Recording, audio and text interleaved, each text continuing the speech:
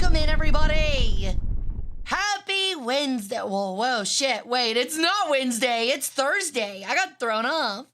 But welcome in, everyone. Hope you all had a great week so far. So happy I haven't seen you guys yet, but I hope you guys all had a great week. Hi, Woozer. Hi, R6. Hey, Rage. Hey, Odasan. Hey, Tholazar. Welcome in, everyone. Hope you're all having a great week. Hope you guys are excited for History Night. It's a day late, I know, but I promise it got postponed for an important reason. It was my mom's birthday yesterday, so I think that's a bit of a requirement to postpone things. So yeah. But yeah, I hope you guys have all had a great week. I hope you guys are excited, as you could probably guess by the title. We're gonna be looking at 18th and 19th century ancient. Well, I almost said ancient. But 18th and 19th century is not really ancient, is it? We're gonna be looking at 18th, 19th century cults, so it ought to be a lot of fun today. I'm gonna be honest, it's gonna start out like really interesting and then really cool, and then it's gonna get really cringe, like really cringe. So I watched a video on it probably last week, and I've been wanting to talk about it so much. But I've been holding off on it, and you won't know about it probably until about midway through stream. It'll be our third video. But I promise it's so worth sticking it out. The first two are like background and context, and the last one is the event I've been wanting to talk about. Bruised your tailbone? Oh, I'm sorry to hear that. That always sucks.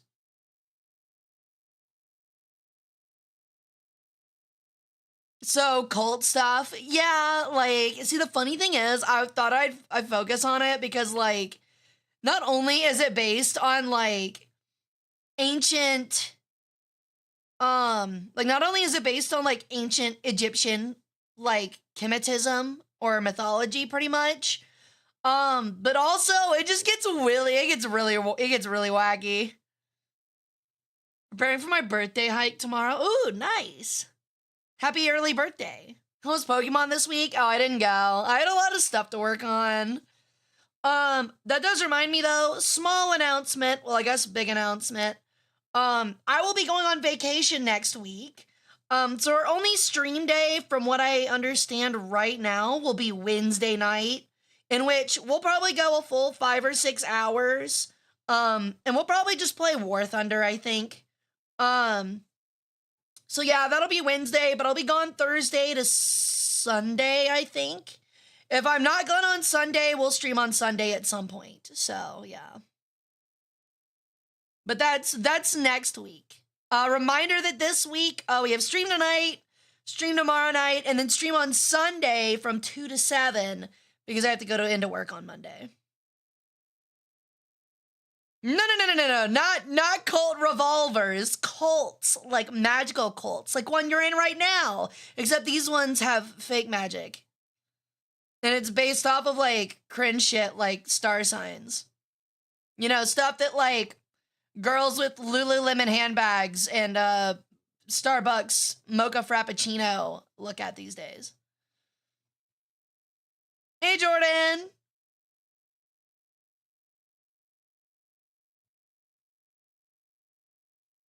What's Hugbees? Astrology cults? I mean, it's way more than astrology, but they base a lot of stuff off of astrology. The stars aligned, therefore you must will your inheritance to me. I don't know if it's quite that bad. It's not like 14th century Catholic Church, but it's definitely like,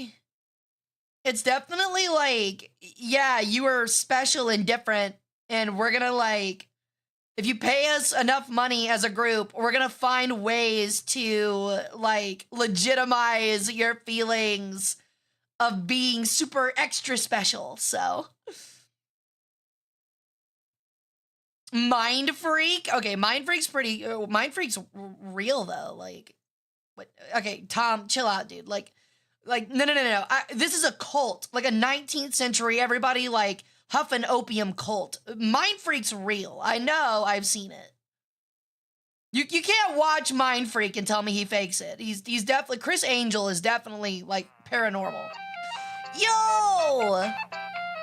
Thank you so much for the sub, R6. Thank you for the Prime sub. Welcome into the harem. Hell, even idol culture kind of brings cult customs to mind. I mean, honestly, if we're looking at, like, if we want to talk in a broad general sense, it feels like everybody is, like, enslaved to a cult of something these days. Like, not even kidding. Whether that's anime titties, goth girls, Elon Musk and SpaceX, or like a Korean idol, or even like fucking Bitcoin, like trading Bitcoin. Somebody is in some kind of dumb cult, like is part of some dumb cult following. Love me some anime, booba. Who doesn't? Everybody does. Yeah, it probably doesn't help that this is quite literally a cult. So I'm probably not helping those accusations very much. But yeah, we'll be getting started here in our videos in just a couple minutes. I'm gonna give people a little bit of time to file in before we start. Unlike what we used to do, I'm changing things up with these nights. We're gonna start with our videos first and then casual chat after. So we're switching things up. So we're going to start our videos up here in a minute. That way we can make sure we get through everything. And as usual, I'm going to pause and talk through it the whole time. So please go check these people out, because if I'm not adding something to it, I'm just ripping their stuff, and I find that hella cringe. Your cult is worth being in, though. I'd say so. You get to spend time with me. What's up, Arthur? How's it going, dude? Dumb cult? Yeah, we're a dumb cult. I would not be surprised if, like, half of this cult huffs gasoline. Or does whippets. I don't know. You guys need to pick. You walk in and you're handed, like, once you complete your, like, member, or, like, your member cult, like, cult member training, you're brought into a small room with 4 hooded figures, and you're given your robes and a pendant with the eye of, the Wadjet eye on it. And then on the left, you have like 2 podiums in front of you. On the left is a can of aerosolized CO2 for whippets. And on the other side is literally like a dingy garbage pail filled with gasoline from the local gas station. So you got a big one. Also, thank you for the sub gear. Welcome back to the harem. How many months is that? Yo! Holy shit! Thank you for the sub as well, Sharkface. Ooh-ha-ha. I like boba. I'm gonna be honest, I don't like tapioca. So I wish I liked boba. As for booba, I mean, I think it makes it pretty obvious where I feel on the spectrum. Your Twitch is dying? Uh-oh. People having difficulties? I know that Twitch, ironically, I'm at the point where, like, Twitch hasn't been able to handle my internet lately, so I'm sorry if it causes buffering. I'm sophisticated. I use Galaxy Gas. Ironically, Fire, I think we talked about that last history stream, so that was, like, 2 weeks ago. Because who said that? He sure did. Because we were talking about it, and I live in, like, a not-so-great city. And I was talking about how, like, I think that's the only time I've ever seen, like, actual drug paraphernalia, like, out in the wild. And it was, like, a giant can of that shit, like, in the middle of a movie theater parking lot. And I was just like, Jesus Christ. Did Sun Tzu like booba? Yeah, but he was, like, mid his best. Sun Tzu said in, like, chapter 15 of The Art of War, too flat is unenjoyable.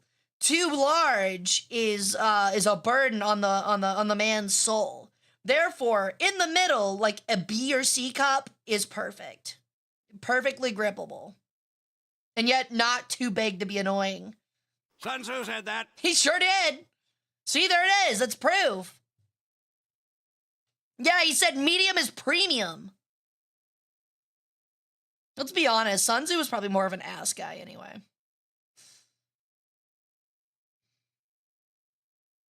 Hippie crack, galaxy gas. What dumb names? I'll never get over the dumb names they give to, like, fucking drugs. It's like, yeah, here's a drug that's made out of, cat feces, or no. It's like, Yeah, it's like cat feces run through a fucking cheesecloth. And when you sniff it, it makes you peel all the skin off of your arms and really bite half your tongue off. That's why we call it uh, uh, My Little Pony Flower Frolics. Like, they'll give it like the cutest name, and it has the most like life-ending, ruining side effects. Yo, thank you for the sub fire. Welcome into the harem. Thank you for the prime sub. Big reminder, if you play War Thunder, make sure you join the Discord, go to the harem chat, check out all of the awesome memes the Bunky's been making in there, and get yourself that War Thunder sound pack that I still have to look into. I know somebody was asking about that. I don't know what's up with it. Here Down Under, it's just crack or meth or something. You know what you're getting. No cute name. Yeah, I think it's because, like, it's, like, over time where it's, like, people trying to, like, dodge, like, getting in trouble with it, so they give it, like, nicknames and stuff, so. Crocodile Flocka comes to mind. What's that? Because I know that, like, for example, there's, like, weed or it's, like, kush or, like, sticky icky and, like, shit like that, which, like, weeds really doesn't do that much. But then you have, like, cocaine that's called, like, pixie dust. Like, dude, all that made me think of as a kid was, like, pixie sticks.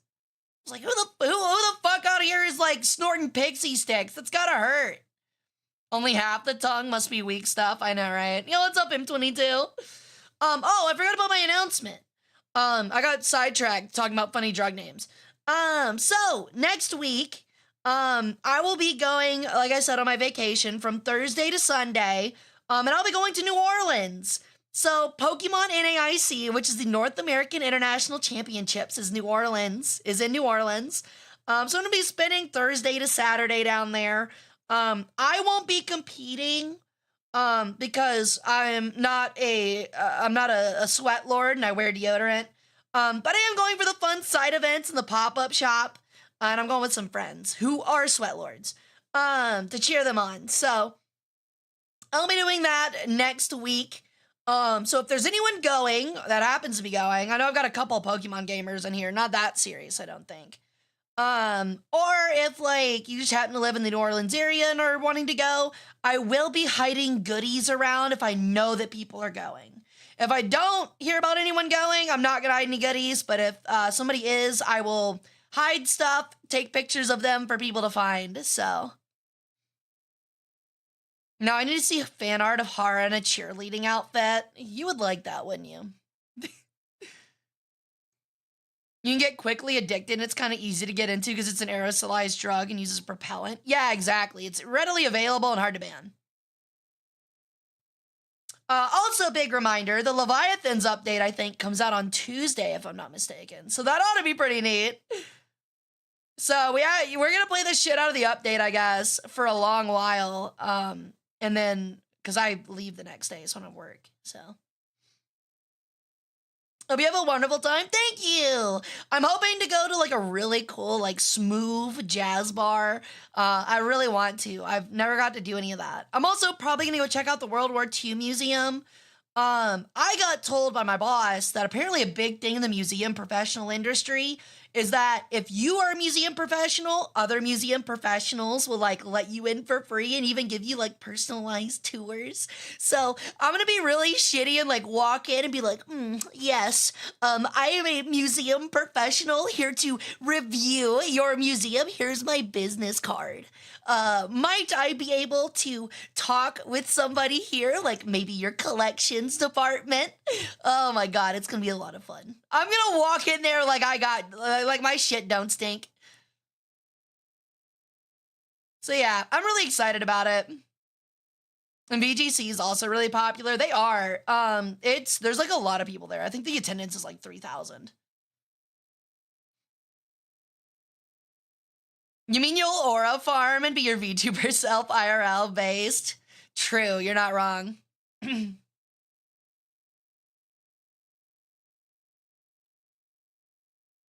But yeah, we'll see how it goes. I'm hoping that, if I'm being honest, like, I don't plan to go there every day because it's like a 3-day event. And like, I want to do some of the side stuff, but I kind of just want to explore New Orleans. So while they go play, I might pick a day or two to just literally be like, all right, I'm going out by myself. Aura farming IRL is crazy work. I don't have to farm it. I was born with it. All right. Well, I think I've held us up long enough. I think we've had enough time for everybody to hop file on in. Thank you for the hype train, by the way.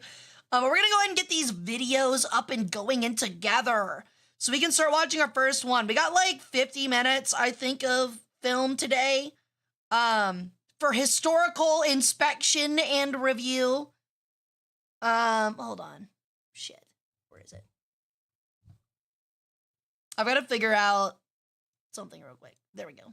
Okay, so our first video will be The Occult in Colonial America, Magic, Divination, Astrology, and Alchemy by Esoterica.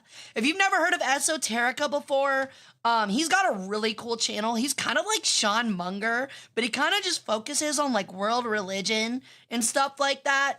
It can be very academic and a little dry for some people. But if you want to like really, really learn about stuff, just like Sean Munger, this is a great option. You will always learn something coming out of these videos. So we're going to go ahead and get started. We're going to find out about the origins of the occult, of like the occultism, the occult and stuff like that in Western theology. So let's go ahead and get it started. I'll pause the music right after I start.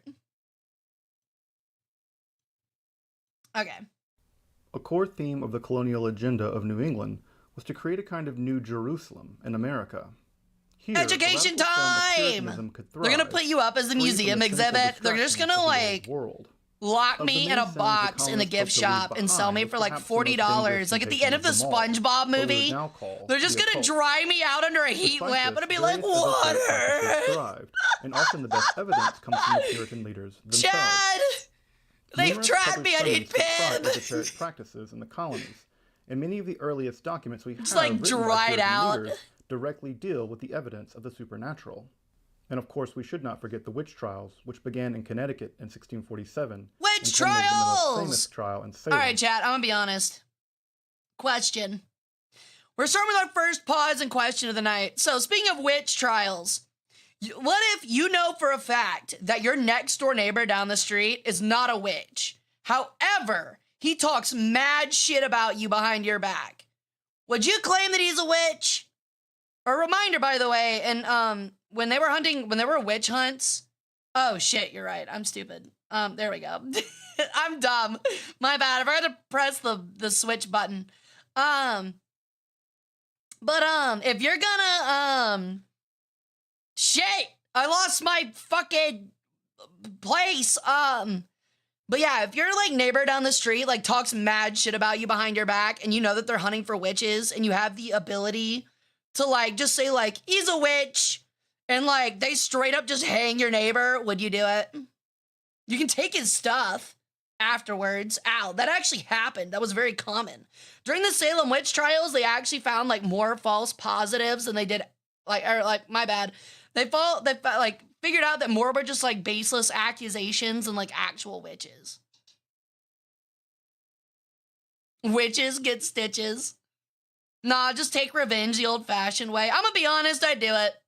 I'm gonna be honest. If it's like a thing that I can do anonymously, like just like slip some mail under a door in my local town administration and be like, yeah, the extremely rich 45-year-old man down the street that said I have a nice ass is definitely a witch. I know for a fact because he cured me of being a complete bird. And he made me he's who made me this bird girl hybrid. And then they'd probably like burn me at the stake and then hang him. So, you know what? Mutually, honestly, I count that as a win. in this current state, with the way things are going in the modern world, I count that as a win. I'll give proof that they're not, so he's traumatized. I think at that point, they just hang you.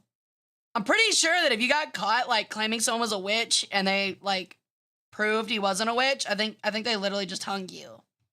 That's not a joke. I think that is actually what happened. So you might want to be careful. Like, see, the thing is, like everything in life, if you're going to accuse someone of something they didn't do, you have to be ready to face the consequences when it goes wrong. You got to be ready for that, man. Well, then I won't hang there long. I mean, that is true. We are talking about a time period where, like, you could kill, like, 15 people in, like, a fertilizer bombing, and then, like, ride a fucking horse, like, 2 hours down the dirt path, and they'll never find you again. Like, unironically, like, it's like, oh, yeah, you know, I just tried to create an armed uprising and stole everything of value from everyone's house, and they know it was me, but I rode a horse 3 hours westward, so nobody will ever catch me until the rest of my days. Only witches don't tip 15%. Inquisitorial tipping culture. Where's my Warhammer 40k comic with that? That white-hipped maiden down the road seduced me in my dreams, tempted me like the devil. Burn her.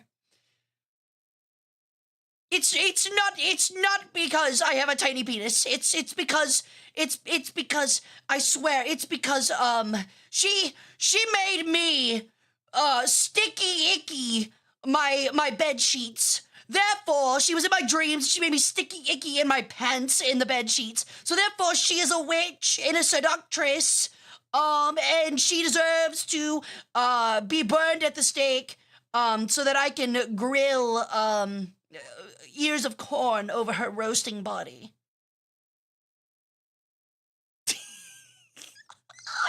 Hey, Azure, welcome in. How's it going? You either say you're a witch or you're tortured into saying you're a witch. You see, that was a common thought, but actually it was very common, especially in Europe. If you read the book, The Burgermeister's Daughter, you'll find that, like, most people were tortured, but even people at that time period, like, understood, like, well, of course they said, like, of course they were admitted it. You fucking, like, pulled off their fucking toenails. So even, like, back then in, like, the 1600s, like, torture could be inadmissible in court sometimes. Like, I'm not kidding. That was a common thing. They understood that it was like, well, yeah, no shit. If you beat the dog shit out of them and break half their ribs, of course they're going to admit to anything. That's not exactly, we didn't exactly solve the case here, Sherlock Holmes. You're just a dick. Like, she's a witch. And felt so scandalized when my monocle popped out. Egads, your whole monocle? In 1692. In this episode of Esoterica, we're going to explore some of the esoteric and occult practices of colonial North America. From magic and counter-magic, divination, astrology, and alchemy, occult practices in colonial North America thrived, sometimes despite, and sometimes precisely because of Puritanism.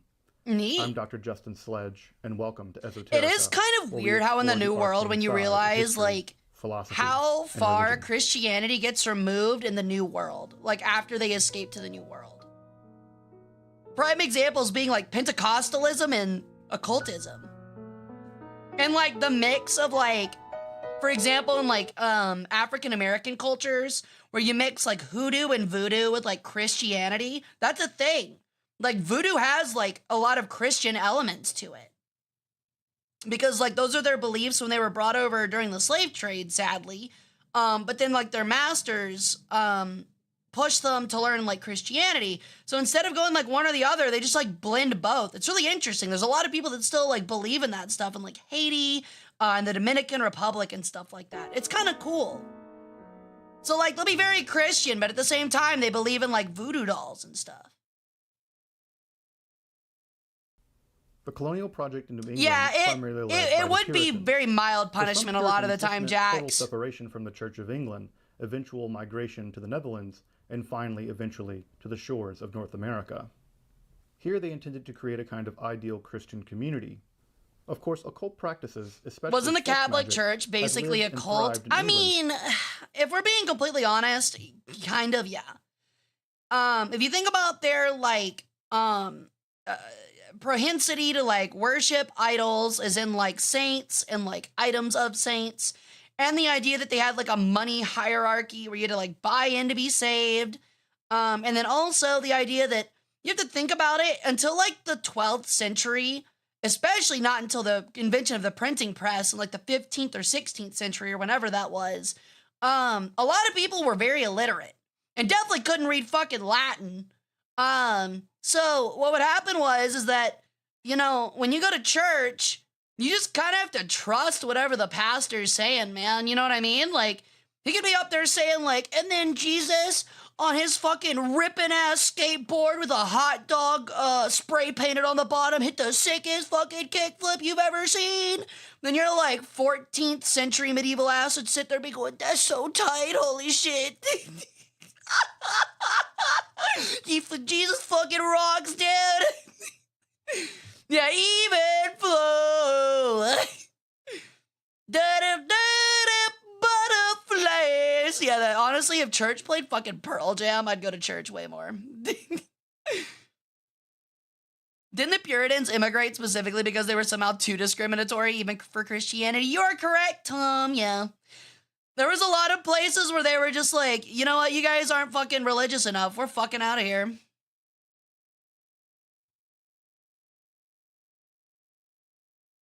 But yeah, that's like essentially what led to like, you could definitely argue that like the Catholic Church during that period specifically was like very cult-like. So yeah, explain this, atheists. Hits a fucking mad fucking grunge guitar riff. Before the rise of Protestantism, much less the rise of Puritanism.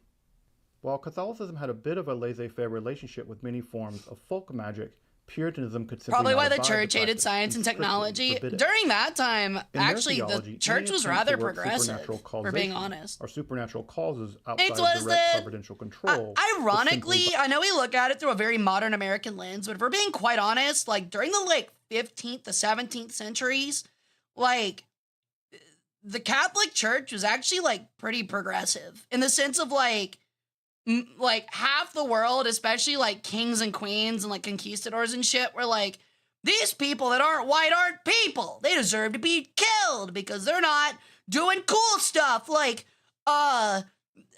making new lines of Labubus.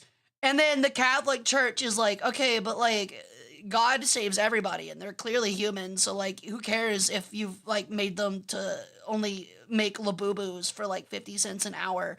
Like, they're still people. They deserve to be treated humanely. And the kings were like, oh yeah, do you have a boat over to the New World? I didn't think so. Shut the fuck up and buy the fucking Labubus.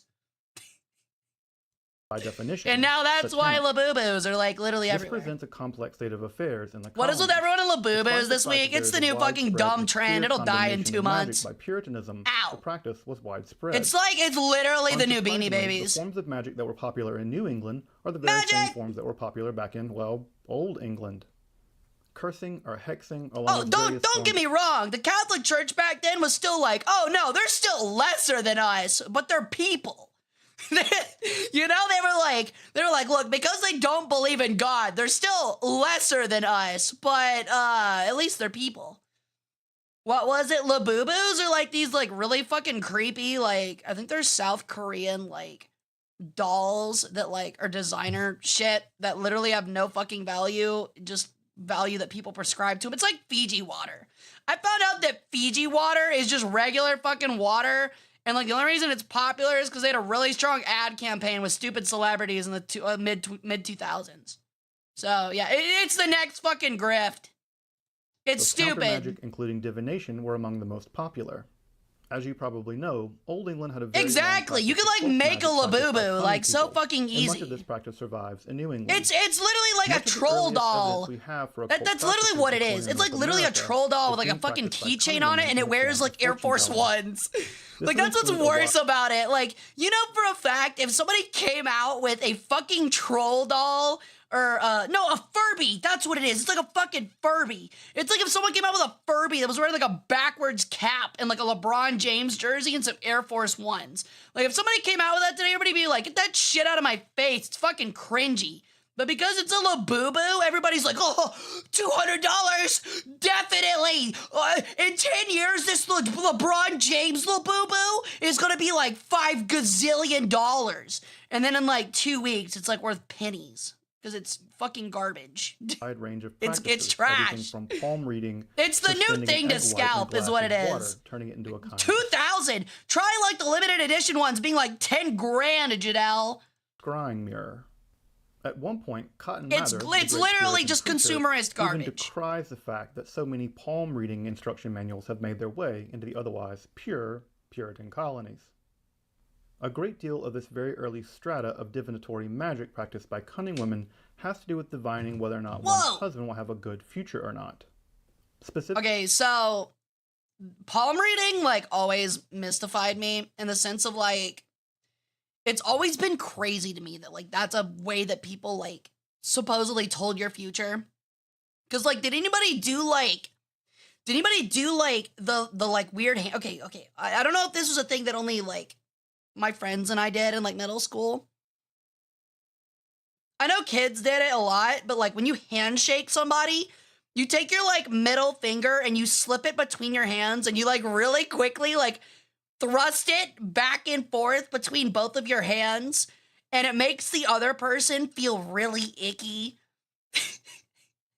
Do you think that was a way of like a diviner, like a palm reader saying like, you will get a hot piece of ass in your future? And she just like gives you one of those. You're like, ew.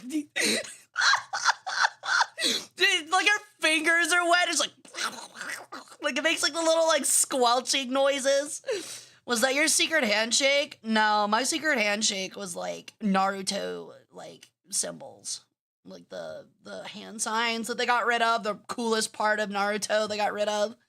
So, yeah. 8-year-old me was pissed off. Astro was like, I have been sexually assaulted by my classmate.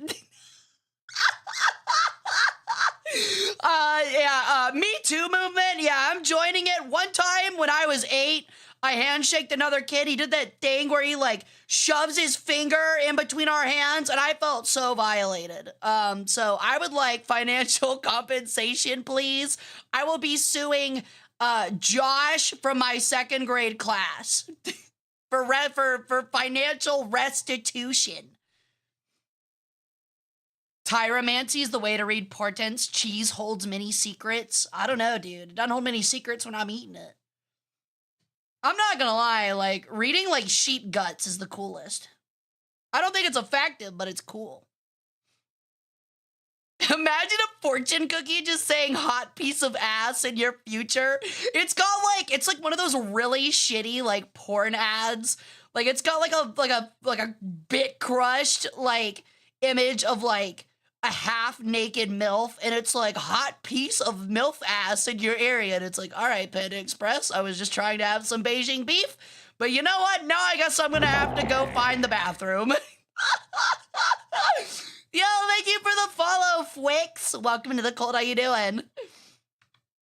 Yeah, I was gonna say that hand thing was everywhere. Typically, this would have to do Anyway, with the we are nature of the 3 quote, minutes to this husband video, so I'll fallen. shut the fuck up This for a would give minute. some idea about the long-term prospects of any woman. Of course, a woman's prosperity in Puritan society directly relied on her husband's prosperity, so knowing exactly what her husband would do was a very important aspect of telling her future. Interesting. So here, at the very earliest strata of colonial magic, we have What does sheep primarily know that cunning we women don't? It's not predicting the them, it's future their for other guts. women.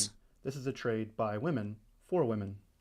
It also seems clear that various forms of divination were also employed to locate lost or stolen items. Of course, you have to remember that in the early colonies, Sorry, I'm gonna woman, rewind real of course, quick. a woman's pure Puritan colonies. A great deal of this very early strata of divinatory magic practiced by cunning women has to do with divining whether or not one's husband will have a good future or not. Huh. Specifically, this would have to do with the So nature you're of the quote, telling husband. me, that like occultism that hits the 1900s started in the 1700s with essentially like those like games that girls have on the bus? You guys know what I'm talking about, like the paper like pyramid thing with the numbers on the inside? Are you telling me an early form of that was like the cause of what we're going to be talking about at the end of this stream? which is gonna blow your minds when we get to it. Oh my God, to think about that is crazy. Literally, they're just looking at each other's palms going like, your husband is gonna get $1 billion in your future. And they're like, like giggling. They're like, ah, yay. Your husband's going to have a really cute butt. Ooh, good for her. And it's just like 10 years later, it's like, I cast spells. I cast power word to kill. Calling. And this would give yeah, that's what I'm talking about. The little folding fortune teller things. Of course, the origami things. In Puritan society directly relied on her husband's prosperity. Are they called chatterboxes? I never knew what they were called. I just made them. Telling her future. We had like a black market. The girls had like a black market where you'd like make and then like disperse them to others. For other women. This is a trade by women. I don't know, there's just something about middle school girls and like wanting to have an occult phase. I don't know what it is. Or stolen items. Of course, you have to remember that in the early colonies, there's no we're naturally drawn to like magic and spells. So if you want to get a girlfriend and you really want one, like get busy learning some black magic. Stolen and there's no one there to find it, you might turn to divination. Another very popular form of divination, including balancing either a key, a sieve, or scissors in a certain kind of way. Sometimes this key was placed upon a book, often the Bible, and one would announce a question. And depending on how the sieve fell, or how the scissors fell, or what happened with the key, one would be able to divine the They were future. really just doing anything. Again, these forms of divination, by the sieve, by the key, and by the scissors. So today I'm going to be predicting your future, but like through this piece of toast that I will be throwing up into the air. You told me that your lungs are coughing up blood and that you really think that you should go to the doctor. So on the butter side here, if it lands on the butter side, it means you are going to die in a week. But on the other side, the non-buttered side, it means you're gonna live for a gazillion years. And then you throw the piece of bread up in the air, and what do you know? It always lands on butter. So, sorry. It looks like you're dying in a week. Have fun with that tuberculosis, babe.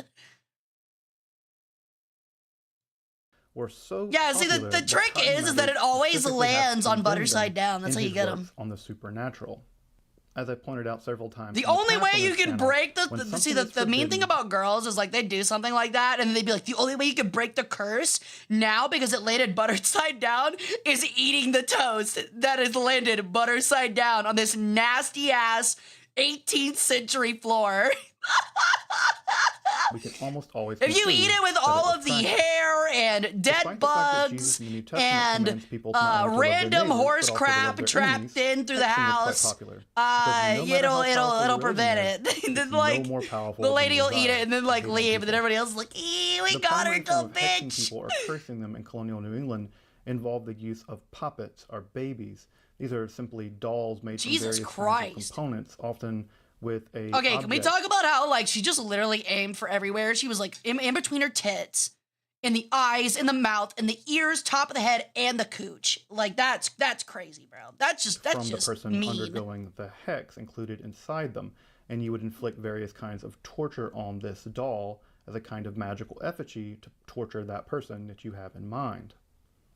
These puppets feature the only way to break the curse is to give a piece of buttered toast to 10 people. They were really used.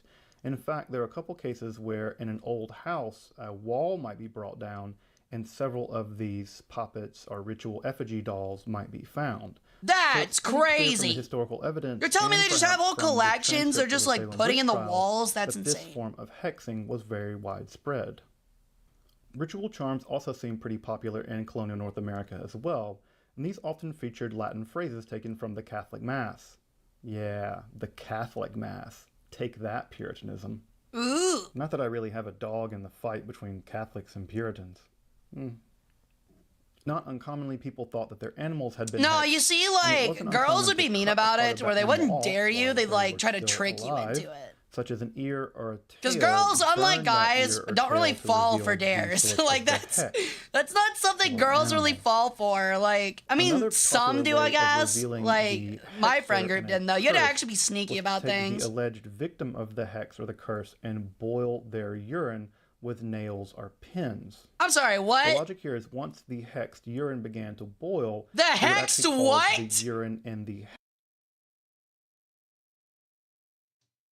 Chad, are you telling me I can curse my pee? Are you telling me I can curse my piss? What? I've been doing it wrong the whole time? I could have cursed it before I threw it? Oh my god, dude. I feel like such an idiot. You're telling me I could have cursed it before I threw it? I could have cursed my Girardi? Oh my god, bro. That's insane. I could have put a fucking mystical curse on the fermented piss jar before I threw it. That's nuts. I can put nails in it. It's like a piss hand grenade. A cursed magical piss hand grenade. alleged victim of the hex or the curse and boil their urine with nails or pins. The logic here is once Hey, Ari, the hexed urine there's began normal to things boil, going on in it would here. actually cause the urine and the hexer, the person who caused the curse, to begin to boil as well. And there's something about the punishment of having your urine boil inside you that sounds positively nightmarish. Yeah, that sounds pretty That's what you terrible. get for hexing What the people. fuck did I come back to? Stealing As you people's probably pee know, and boiling it archaeologists to in curse England, them. Old England, have recovered about 24 witch jars which contain traces of both urine and pins and nails, among other things. Okay, can we actually talk about the fact, like, how crazy you have to be to somehow gather some other woman's pee in a jar secretly? I don't know how you go about retrieving that, but then putting it in a jar for months with nails and then boiling it in your house. What the fuck, dude? So that's, you've been doing my pee, huh? Considering you asked that question, I'm gonna assume that the cursed pee trick didn't work and that I got scammed. Because that's nuts, dude. Can you imagine what the smell of someone else's fermented piss with, like, rusted iron in it smells like? That's, like, immediate vomit. Chamber pot? Did they have chamber pots in the 1700s? I'm sure they did, but I feel like outhouses were more common. So, I mean, you're, like, going into your neighbor's outhouse and just, like, skimming some off the top. Like, that's nuts, dude. You're just skimming some right off the top. You're getting that nice fond off the top of the outhouse puddle. Oh, my God. Attesting to the very popularity of this practice in Disgusting! both Old and New England. Oh, my God, I'm To eating my knowledge, good. no witch jars have been recovered in New England, and in most of the cases in which we have this urine being boiled, we have it actually being boiled in a Someone kind of share open pot, already? I'm like already a Dutch inflicting oven. psychological We pain don't on chat. see the urine being boiled and then put into something later. So this might be a slightly different variation on the type of magical technology that Also, we find know at in the least witch 12 jars of women England did this. to It was practice common. this Brendan! ritual. Ow! Further, we also have the attestation of I am urine also cakes. eating. This would be where one would take the urine of a person thought to be hexed or otherwise afflicted, mix that urine with rye flour typically, and make a kind of cake out of it, and then feed that cake to a dog. What? If the dog betrayed What? What? What? What? Dude,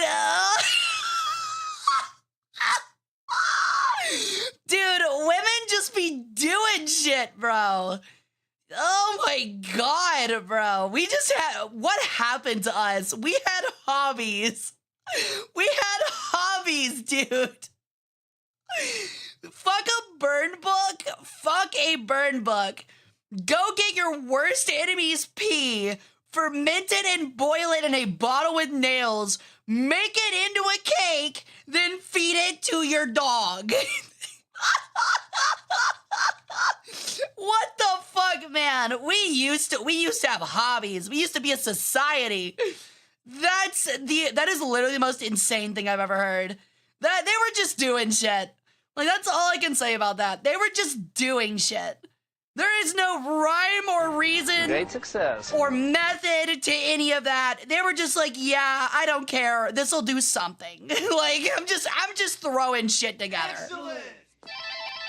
The same kind of afflicted behavior as a person thought hexed, then you knew that they were both in fact hexed. My God. And you then knew that they were in fact hexed. Great success. The hexing power transfers apparently through the urine into the cake into the poor dog. And at this point, one could begin a stronger degree of counter magic to reveal the hexer, or otherwise seek them out, perhaps Wait, eventually what? to punish them, the hexer.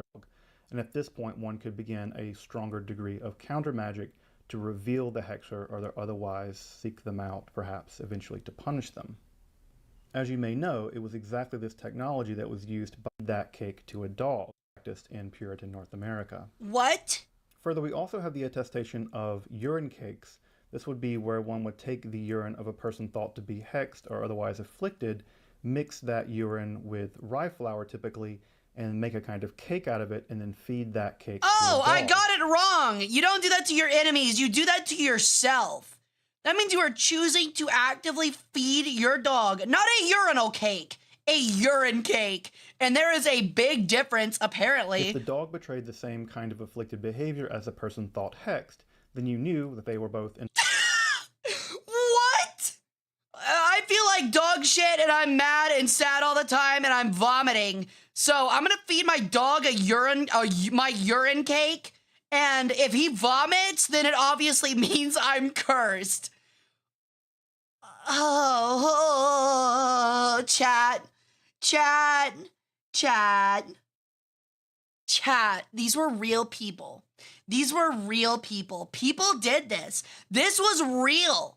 This was reality. This is not a meme. This is not some weird fetish shit. People did this thinking it was magic. That I don't even know, dude. This is so much worse than I ever expected.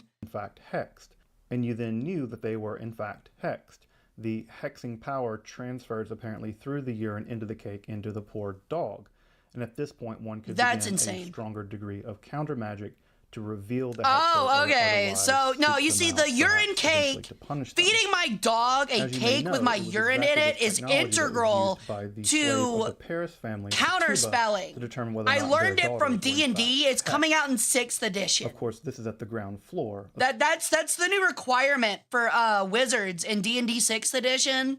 You have to now at all times carry a flask of your pee and at least a pound of flour, and it takes 1 round to form a urinal cake, and you have to feed it to your dog, your the wizard dog that you get when you become a wizard, to cast counterspell at least the 5th level. So that's how that works. The Salem witch trials. I don't know why they changed it that Puritanism way, was but meant you to know be a what? I think radically it's more magic-free interesting type lore-wise. of utopian society. How exactly did magic get a foothold in New England? The first answer, it seems, is that some of the people coming to the Puritan colonies, in fact, weren't It's like Puritans. Scooby-Doo with weren't even Scooby snacks, Protestants. but it's a fucking urinal were cake. Or Catholics. not even a urinal cake, a urine Dastardly cake. Catholics. As early as Plymouth Plantation, God, William imagine the Breakfast complained smell. that many of the people coming You think they at across least were, like quote, a put mixed like multitude. dog treats or something in contained it so a the wide dog didn't variety of completely people suffer? there in the colonies I'm for not all playing kinds of D&D reasons, with you. Some religious, some not. In fact, many of the early first Watching generation Scooby-Doo and the Puritan Witch's colonists Ghost felt didn't that the prepare later me for this Puritans, somehow. The Puritans weren't pure enough, that they were themselves not worthy of being in the New Jerusalem that was America. So this gives you some insight into just how extreme, in many ways, the Pilgrims were. That blows my A mind. second reason has to do with My the mind fact is that blown. many Puritans themselves were just simply practical people. They were living on what was the equivalent of the moon at the time, and they simply had to make do with whatever kind of technology they had at their hand. So if they had to use magic or counter magic in order to accomplish something living in this extremely new and foreign land, well, you bet they did it. So here what we have is that many Puritans didn't think of what they were doing as sort of diabolical experimentations. Rather, they were simply trying to fix the fact that they were sick, or that their animals were sick, or they were trying to figure out what their future Yeah, husbands but would that's be like a really They didn't think desperate. of themselves engaging That's in like a really something devil desperate worship. end They were way simply to try and figure out fix how to your live illness. in this new and strange place. Like, you have to be really desperate Further, to it's reach also that point, ironically in my likely that opinion. Puritanism itself made these practices more likely.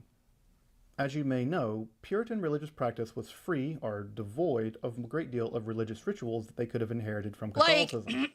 Like, maybe I sound weird saying this as a modern girl, but like, modern woman, but like, if I started feeling like shit and I like tuberculosis and couldn't get rid of it, I wouldn't immediately resort to feeding my dog my pee.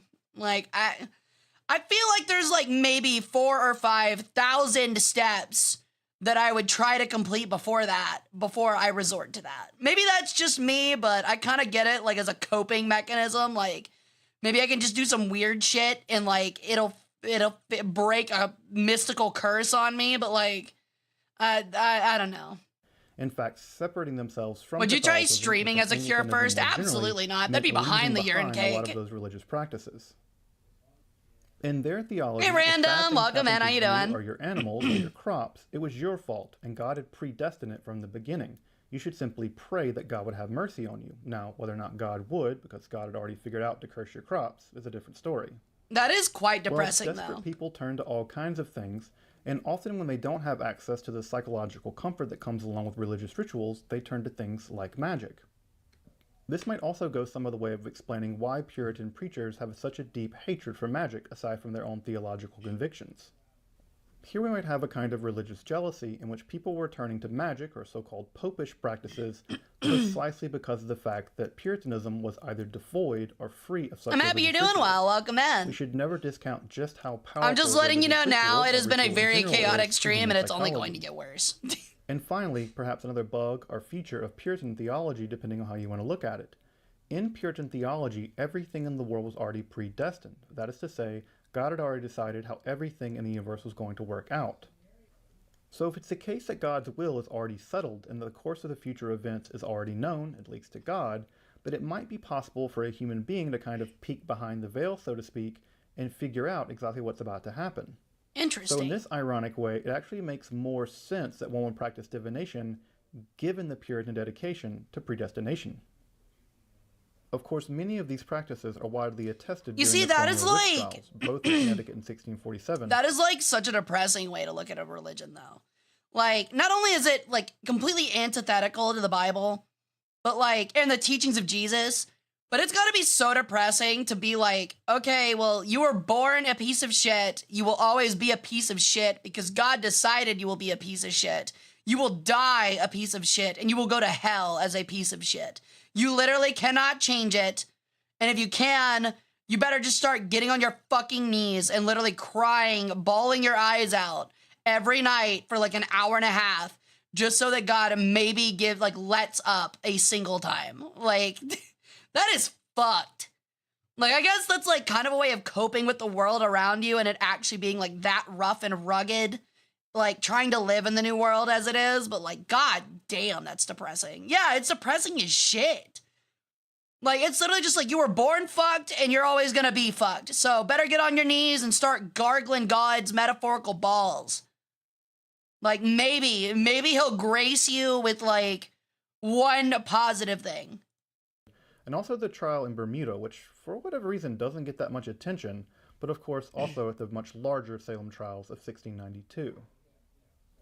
Although it should be pointed out that just like in Europe, there's no evidence. No, the in thing colonies is of a kind like, of we can't even widespread change your destiny if you diabolical give us magic, money. pacts with It's the like, we devil, can or otherwise slightly forms of make it less anti-Christian worse. heresy in the form of these alleged covens, which were designed precisely to destroy Christendom. Indeed, I really want to drive this point Jesus, home. you are all loved, and heaven awaits you. Puritans in the grim dark world of the 1700s. People practicing magic There is in nothing colonial but North corn. America were intensely pious Christians. In fact, so pious that I think we would now understand them as something like extremists or fundamentalists. It seems that in no way did these magical practices invalidate their relationship to Christianity, despite the vehement condemnation by Puritan Children of the preachers. Corn is canon? Yeah, While probably. it seems clear that the practice of folk magic was widespread, to my knowledge, there's virtually no evidence of the practice of ceremonial magic in colonial New England or the colonies more generally. Can we just talk about this like image real quick where it's like Faust losing his soul, which is like supposed to be like, you'd imagine like for example, we're just talking about 40K. Like 40K, it's like this spectral thing coming out of like a soul coming out of a body and like this person getting turned into a husk. And then this is just like a guy being like, her, like in a circle. He's like, something weird's happening. Warhammer 1700. I think that's just called Old World. Yeah, it looks like a shit post. Like, that's the thing. It looks like a Wojak meme. Hey, Nick, how's it going? It's going well. How you doing? It is chaotic as usual. I've already talked about feeding dogs urine cakes. I promise I didn't make that up. Really. While New England may have been No, one of the I didn't most say I'm literate doing it. geographical Just that regions in apparently the world people at this time, in the if we're going to 1800s find did any it. evidence of something like ceremonial magic, we must turn to the colony. And it's of Virginia. Christian, apparently. In fact, one of the few references Yeah, we have Warhammer for the Fantasy, practice that's of what it is. necromancy in the colonies comes from the governor of Massachusetts, John Winthrop's journal of 1644, where he remarked that a man from Virginia had come up professing his knowledge of various forms of astral magic and necromancy. Indeed, it's in Virginia where we find old world-style aristocratic libraries which boasted a healthy dose of occult texts. For instance, in a 1697 inventory of the 333 books which comprise the library of the Reverend Thomas Teacle, Why do you have exactly we find a very 333 strong books? That's adjunct kind of of weird. occult texts. That's either Here a we have really texts weird on astrological coincidence or medicine, something's up. Paracelsian alchemy, divination more Yo, that generally, chick's got fucking 6 titties. God damn, dude. That's crazy. Puppy girl VTubers be like... Anatomically correct puppy girl VTubers be like... various texts on Hermetic philosophy, the natural magic of Della Porta, along with a host of Rosicrucian texts. Oh, yeah, see, Slanesh is at it. Slanesh is at it again. It is Warhammer 1700s. 17th century magus, although I don't think that there's evidence that Teacle, or a similarly outfitted library like that of Ralph Wormley or Matthew Hubbard, actually reflected Hermetic ideas on the part of the owners of those libraries, much less the practice of Also, ceremonial. I want you guys to know, so like there's gonna be a theme later. If you guys see this, it's magic spelled with a fucking K, like some fucking like nerd in like his lunchroom coming up with like scribbling down some like really half-baked world lore based off like Aragorn. And these like edgy, so he like calls it magic with a K because it's cool like that. It's not nerdy wizard magic, it's dark magic. It's dark magic with a K. Dark magic. Magic. It's like necromancy and disease magic. It makes you cough. It gives you athlete's foot. That's magic with a K. You're gonna notice that is used a lot in the occult because it's edgy. Magic. Though it seems evident to me that if ceremonial magic were being practiced in colonial North America, it would likely be in the Virginia I imagine context you're rather throwing than your in arms in the air while doing that. Yeah, I'm like precisely because waving of them back libraries, and forth like these. too. It's Magic. also worth pointing out here that Freemasonry also appears in colonial North America. CM22, thanks for stopping by, dude. Philadelphia, with the first proper lodge appearing, I think, around 1733 in Boston. Though my understanding of colonial Freemasonry was that they were much more likely to have a liberal, That seal Lockean, goes hard. theistic attitude rather than a Hermetic one. Astrology also was quite popular during the colonial period, although it was, as you might imagine, controversial. The Puritans generally took it that celestial objects... Bro, the did, guy's in got a fact, cricket in his express the belly. will Oh of my the god, Creator, that's wiener. although attempting to derive anything more than Well, simply sorry, general chat. ideas Who from knew the that the celestial occult had objects so is many considered dick and balls in sinfully it? prideful. No one can know My the will bad. of the divine I'm sure Creator. it's fine. It's artistic. With such an attitude in mind, judicial astrology was strongly condemned by No, Puritan no, theologians. Dan. However, Yeah, colonial hello? attitudes would be a bit Hey, Dan. Yeah, it's Hara.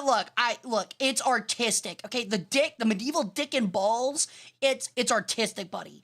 So I'm gonna need you to not hit me with that 8-day ban, please. I know that like you really only hand like 8-day bans to filthy people that show medieval art depicting a penis slammed in a car door.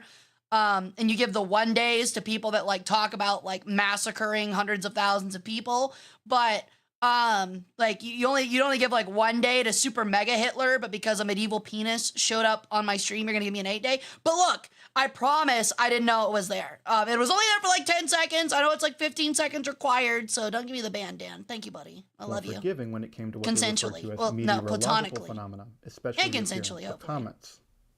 Although the theological message expressed It's in these various art, you meteorological monkey. portents was pretty consistent. doom and divine wrath, because Puritanism. Dude, holy shit, this guy, look at the spells this guy's shooting out. He's like, holy shit, dude, I gotta stop the 9 meteors of the apocalypse and the 1 lady of the apocalypse. I'm shooting the 4-star lasers out of my gazers, man. And it's gonna hit the crab. It's gonna hit the scorpion. If the meteor hits the scorpion, we're all done, dude. It's the end of the world.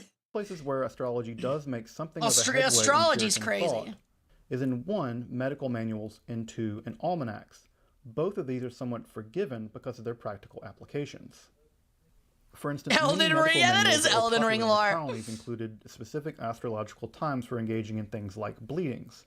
So this is a place where that's not entirely true, Zaku. Academics push away from the idea of the Dark Ages these days because it really only focuses on, like it's a very Eurocentric view of the time period.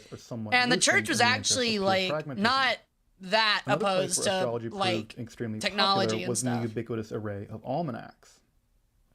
That's not true at all, Zaku. Harvard had the monopoly on printing. Okay, that's like a really big fallacy with history. Is like you had like a lot of people, especially on the early internet, be like, if it wasn't for medieval Christians, Daddy Musk would have landed on Mars, and I'd have really cute blue big-titted Martian babes by now. No, you wouldn't. No, you wouldn't. We'd be in the exact same fucking spot.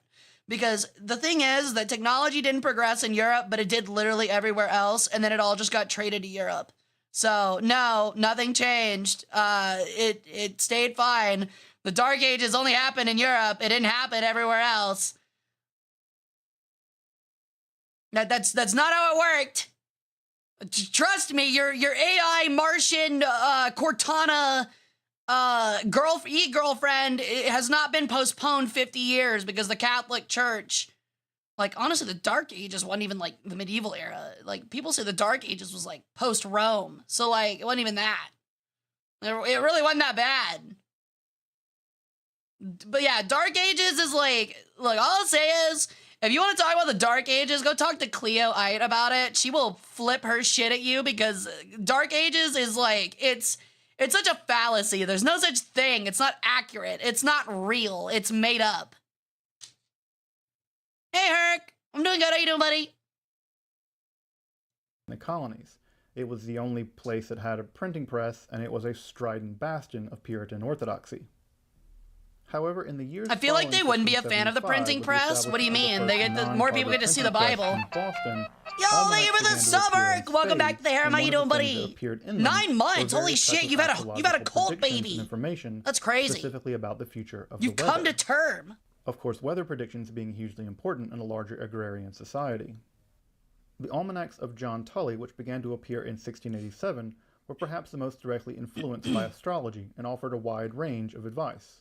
Of course, numerous other almanacs appeared too, often condemning each other, and some of which condemned the use of astrology. Oh yeah, people learning to read was like not big for them, but the Bible itself getting printed was massive. Franklin published this. Shit, I mean, you could argue that the reason that Christianity grew so large is because of the invention of the printing press. Now, Catholicism not so much, but Christianity for sure. Almanac from 1732 to 1758, and it ran into nearly 10,000 copies a year. You know, Europeans penchant for crazy wanton violence. 4/5 of the secular literature published in the colonies. And in 1765, when the British passed the Stamp Act, it basically doubled the price of almanacs. In a substantial way, Harem members can get boy praggers. I hate that phrase so much. Almanacs no. Only metaphorically or theoretically. It's only in theory. In the old world, the colonies did get out! I'm just kidding. The largest alchemical library in the colonies probably belonged to John Winthrop Jr., an early governor of Connecticut. His library featured such occult authors as Cornelius Agrippa, Robert Flood, Michael Mayer, Paracelsus, his last name was Flood. Indeed, some of the volumes in his library formerly belonged to Dr. John Dee, that Dr. John Dee, and still had notations in his hand. I don't know who that John Dee is. John Denver? Metallic knowledge to establish one of the earliest ironworks in North America. And even imagine a kind of pan-Sophic research program in New England that would hasten the return of Jesus. John Dee's nuts. I hate you. I hate you so much. Another pretty famous alchemist John Deere, oh my god. Starkey, who came originally from Bermuda, which, as I mentioned earlier, had its own witch trial, which, for whatever reason, doesn't get as much attention as even the Connecticut trial that began in 1647. At any rate, Starkey was originally from Bermuda and graduated from Harvard in 1646. The philosopher of fire, as he referred to himself, because you should always give yourself a really metal name like the philosopher of fire. That is pretty fucking rad. To London and published alchemical tracts that's pretty fucking rad, actually. Rather, under the name Irenaeus Philelithes. Look, I'm gonna be honest. I don't care how religious I am. If it is like 1754 and some guy with a book written in Latin or German walks into my little fucking wilderness cottage and he is like, I am the, what did he say? The prophet of fire? Or some shit like that, I'd be like, all right, I will give you everything I own. Like, immediately, I'd be like, all right, here's my stuff. Like, that's exactly the kind of name an alchemist would give themselves, aside from, you know, the philosopher of fire. Yeah, but you're the, it's philosopher of fire, that's what it is. Isn't that just Game of Thrones? Starkey's really known primarily for his incredibly clear style and his emphasis on laboratory experimentation, especially as he was attempting to find the famous alkahest, or the universal solvent. The universal solvent. solvent. One of these sort of transition characters between medieval alchemy and the rise of modern chemistry. Someone like Newton and Boyle. In fact, he had a direct influence on both Newton and Boyle, and his works remained popular. They were reprinted several times. No way. And in fact, continue to be reprinted to this day. You're telling me this guy that we're currently talking about is the guy that got Isaac Newton. So I hope you guys fucking know who Isaac Newton is. You guys know who Isaac Newton is, right? Chat. Surely it's the guy that it's the guy that made fig Newtons. It's that guy. Apple Man? No. Those are made with what are they called? Prunes? Is it no, figs. I'm stupid. It's literally in the fucking name. Fig Newtons. They're fig. They don't really do apple. I think you're thinking of Nutri-Grain bars. But yeah, that's the guy that did Fig Newtons. Yeah, it's him. Yeah, he's the one that literally spent like all of his time outside of the Fig Newton invention, trying to find a way to recreate the Philosopher's Stone and turn lead into gold. Surprise to you, possibly. Maybe. But obviously, he failed. He did not find the alchemical means to form gold from lead. But apparently, he was heavily influenced by this writer. That's pretty crazy. Fig Newtons don't contain any figs, though. Do they really not? That's crazy. My life is a lie, but I didn't like Fig Newtons anyway. Fig Newtons were named after a town in Massachusetts, not the scientist. I mean, you're just wrong. Source? This is Reddit. Source? I don't believe you. Source? You have a source? Sauce? I made it the fuck up. Yeah, I bet you did. I know that he invented Fig Newtons. You can't convince me otherwise. I will pull up the Wikipedia, I swear to God. Actually, my high school teacher said I couldn't trust Wikipedia. Of his works as Philelithes, you can get them in relatively inexpensive volumes, for instance, the Hermetic Museum. While intense Puritan spirituality... It came to me in a dream? Oh, okay, well, that's understandable. Yeah, it probably wasn't him then. I hope that this general survey also shows that there was a huge interest in what we would now term occult or esoteric practices. It appears that alongside the Puritan preacher, we could also find the cunning person, the diviner, the astrologer, and the alchemist, and perhaps even a stray necromancer from Virginia. That's pretty sick. If you're interested in the history of magic, occult philosophy, or alchemy, make sure to subscribe here to Esoterica. If I'm not mistaken, wasn't like early like necromancers literally like they didn't claim they could raise people from the dead? It was just simple shit like they could talk to dead people. Consider supporting my work on Patreon or with a one-time donation. Your support makes this channel possible. Dude, he's actually got a killer fucking logo. I don't know what that is. It looks like he's just really hard gripping a duck. But it's pretty sick nonetheless. So please go check out Esoterica. He's got a lot of cool videos. He really does. And I really enjoy the video, even though I talked over half of it. It's pretty interesting. I got the important bits, okay? Fermented piss jar, feeding your dog urine cakes, early occultism, starting from like reading palms as a joke, and like dangling things off of things and seeing which way they fell. And it like slowly morphing into like actual like dumb cult religions. Okay, so our next video is on Aleister Crowley. Kind of the culmination of Aleister Crowley kind may of just the- be one of the most interesting kind of like the crux figure. If you're interested in the history of magic, okay, occult YouTube. philosophy, I- alchemy, alright. make sure to subscribe here to Esoteric. YouTube's Aleister losing Crowley its may shit just right be now. one of the most So if you guys don't know who Aleister Crowley is, he's like the culmination of like occultism. Like if you're talking occult, you can't talk Crowley. You can't talk occultism without Crowley. Like everything kind of like intersects at Crowley. Because like he's a wacky fucking guy, man. Is a handman handling a duck? Maybe it is. I thought necromancers started out as like corpse studiers. No, I think that's just I think that's just what is that science called? Biologist. See ya, Astro. Thanks for hanging out, dude. Hope to see you back tomorrow for Fallout New Vegas. But yeah, so we're gonna talk about Aleister Crowley and watch a video about him, and then we'll watch our third video, which is about also Aleister Crowley, namely an event. A very special event that we can laugh at after this one. So, yeah. So, let's see how it goes from, like, these little, like, dumb mystical cults in the 1700s that are just people extremely depressed trying to make sense of their world to the late early 1900s with Crowley, where it becomes this, like, ooh, I'm gonna be an edgy mystical spell weaver. I'm reading palms just to make sure that just to see if God's gonna still treat me like shit, to I'm a wizard and I wear Egyptian masks and things like that. So yeah.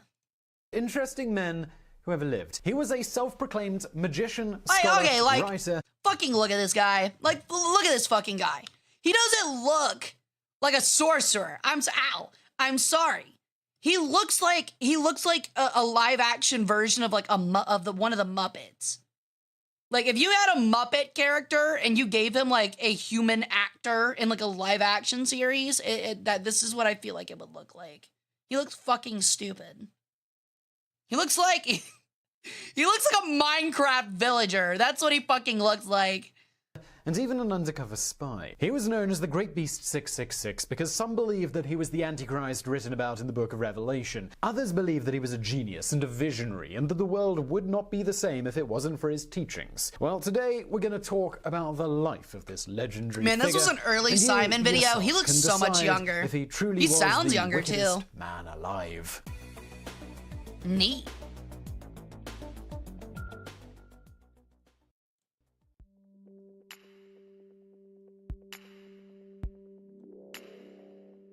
In 1875, Aleister Crowley was born in Warwickshire, England, to two extremely religious parents. His grandfather had a successful distillery business, and yet his father never wanted to spend any of the money because he believed drunkenness was a sin.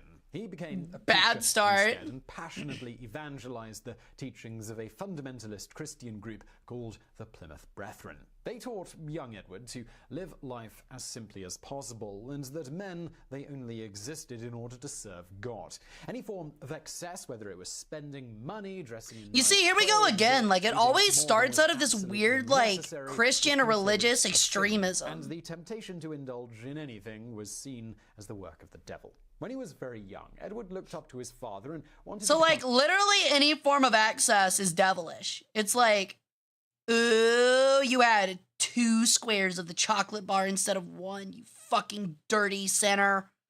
Dirty sinner! God was gonna have that chocolate square! You greedy fuck! I'm sorry, did I catch you having more than 600 calories in a day? You greedy fucker. You're not my real son. a preacher just like him. He obeyed his parents' every demand, and instead of going outside to play with the other children, he instead studied the Bible. Oh my As God, you might that's imagine, ass. This did not make him a very popular boy in school, and he was bullied mercilessly by the No other children. shit. His father, he died of tongue cancer when he was only 11, and he was left in the Can we talk about how incredibly ironic that is? Can we talk about how incredibly ironic that is? A preacher who oppresses his son to not perform any mild form of enjoyment and preaches a fucked up way of Christian religion dies from tongue cancer. That is the most ironic thing I think I've ever fucking heard. Yeah, that motherfucker was smited. God was like, all right, fucking bet, bitch. You just made Crowley, like, essentially the closest thing to the Antichrist as you could have through your dumb bullshit for preaching your garbage interpretation of my book. You spit my fucking holy verses so bad, I'm giving you tongue cancer. Care of his overzealous mother. Living under such harsh conditions on a daily basis made Edward very sick. Must have been a curse. He should have pissed, made a cake out of it, and fed it to his dog. What an idiot. If no changes were made.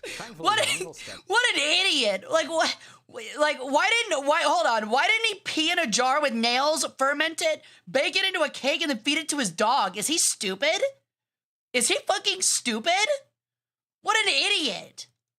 And suggested that maybe the boy needed to live in the countryside. What a moron! Edward moved in with his uncle and began mountain climbing and running through the forest where he breathed fresh air. His uncle allowed him to have fun, which was a concept that had been completely foreign to him up until that point. He even brought this was before the piss cake meta? No, I think this was after. I think the piss cake meta got patched. Because this is 1875 was when he was born, and what we were looking at in the last video was like 1700s. Possible with the time he had left. His health, though, it fully recovered, and he was sent back to... No, you see, maybe they were onto something with feeding dogs piss cakes. I don't think any of them died of tongue cancer.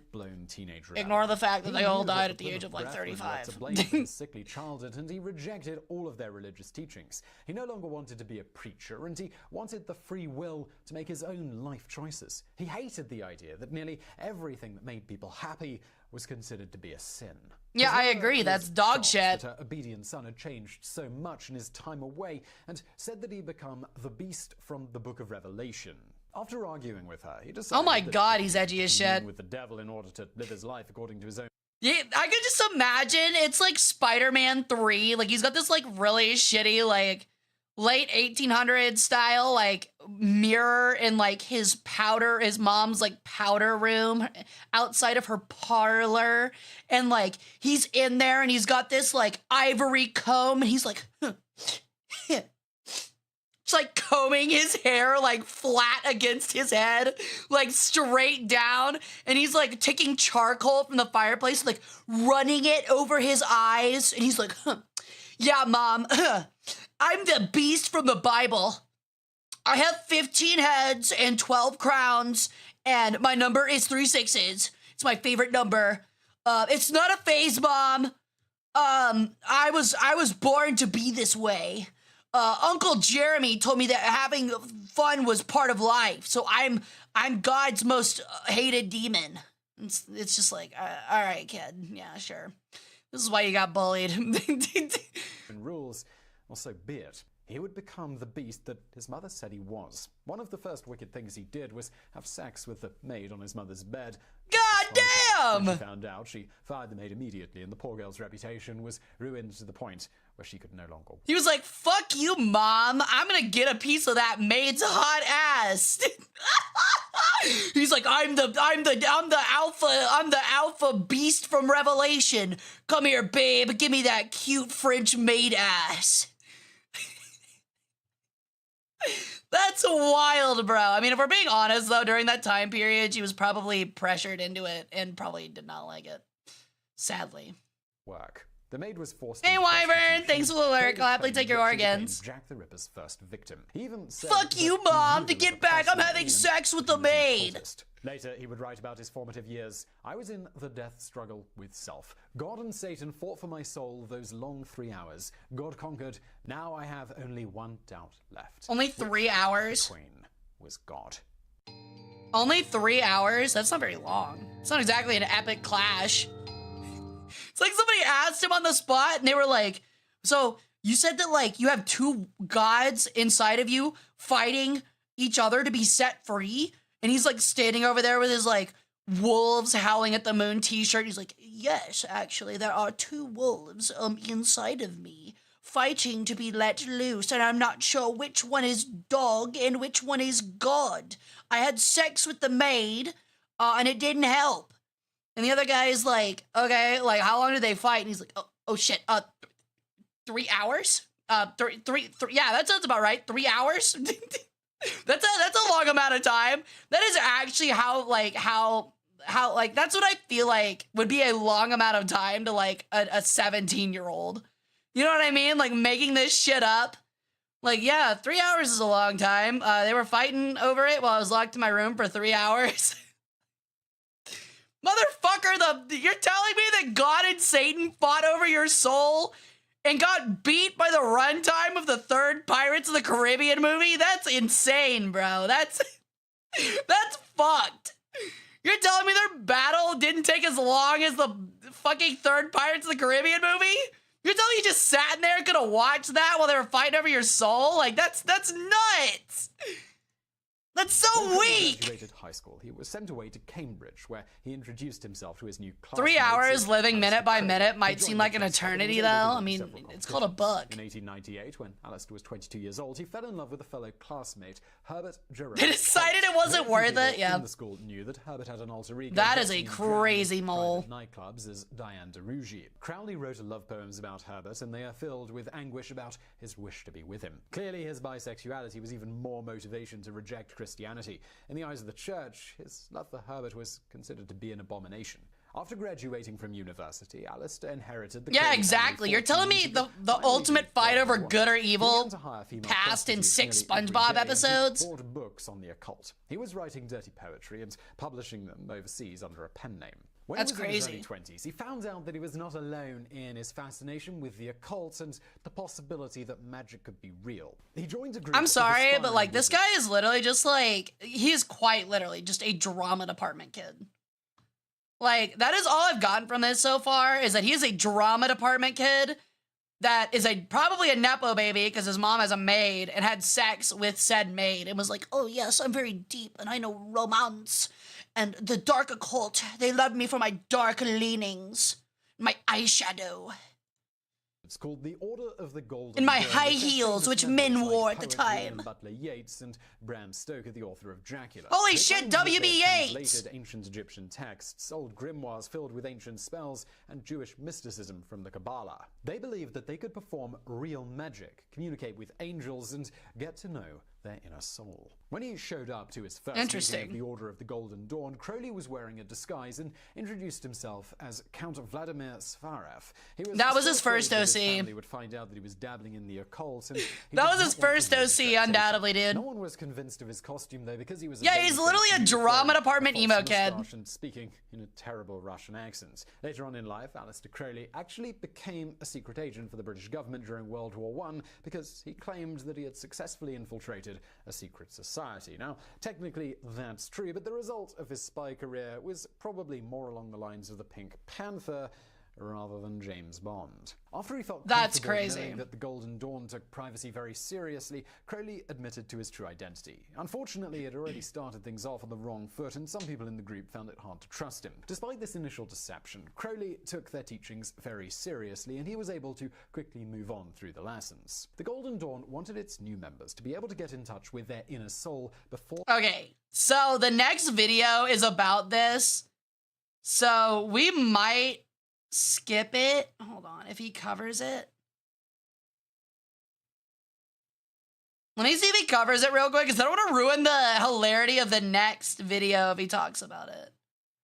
I don't think he does. They were taught real magic. This was accomplished through a lot of discussions of philosophy, yoga, meditation, and mantras. They would write down their dreams in daily journals and interpret what they meant. What are they, vampire hunters? I know, However, there were right? some spells that they performed on a daily basis because they truly believed that they could summon angels to their aid. The lesser banishing ritual of the pentagram goes like this. In the name of God, the God of Israel, may Michael be at my right hand, Gabriel at my left, Uriel before me, Raphael behind me, and above my head, the presence of God. Crowley believes. See, that's what's crazy is that, like, this is like a weird form of occultism to where, like, they're not like worshiping Satan.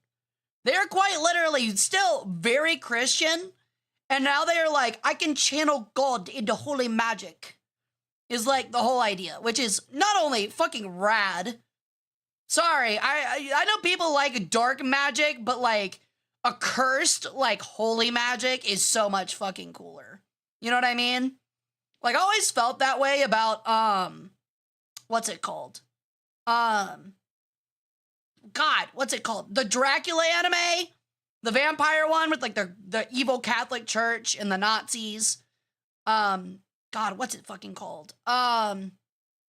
It's not Dracula. It's, Helsing. Yes, thank you. But yeah, I think, what is his name? The blonde guy, the blonde church guy from Helsing, I always thought was way fucking cooler. He's really fucking sick. But yeah, I was thinking of Helsing. Yeah, my bad. In the supernatural, that he claimed that these were the early stages. Yeah, Anderson. Yeah, I thought it was Anderson, and I was like, wait, that's the guy from The Matrix. But no, it's still Anderson. So I think he's really sick. He incorporated psychedelic drugs into his routines because he there it believed is. that it intensified his spiritual experiences. This was all genuinely concerning to the rest of the Golden Dawn. Many of them were teetotaling aristocrats who felt that his ideas were radical, if not downright terrifying. See, that's crazy. So you're telling me this is a bunch of like rich country club kids that started this shit for fun, and then they accidentally let in like the weird drama kid, and the drama kid starts like taking like PCP and getting really fucking high and being like, yeah, I just spoke with both God and Satan. And they're just like, oh shit. Look, we just kind of thought this would be like a cute like Ouija board thing. We didn't really want to do like all that. You're kind of weird. We don't think this is the right place for you. Did not want Crowley to rise in the ranks. Okay, so he is gonna talk about it, so we're gonna skip by it.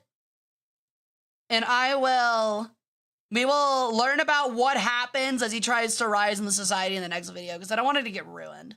Shores of Loch Ness in Scotland called Bolskeen House, just so he could perform a spell called the Abramelin ceremony. Abramelin. Nothing actually happened. He never saw any angels or demons, no matter how hard he tried. No Apparently, shit. he grew tired of doing this ritual every single day without seeing any results, so he wandered off to do something else. Rumors spread that since he failed to finish the ceremony, this unlocked the gates of hell. Years later, Jimmy Page, the lead guitarist of Led Zeppelin, purchased Crowley's home on Loch Ness. He claims that the house was truly haunted by Crowley's demons. That's kind of sick, though. If I had a lot of money, I'd buy an ancient occultist, not an ancient, I keep saying ancient. I'd buy like a really old occultist house. That'd be kind of sick. She was a young widow who was engaged to a man that her parents chose for her.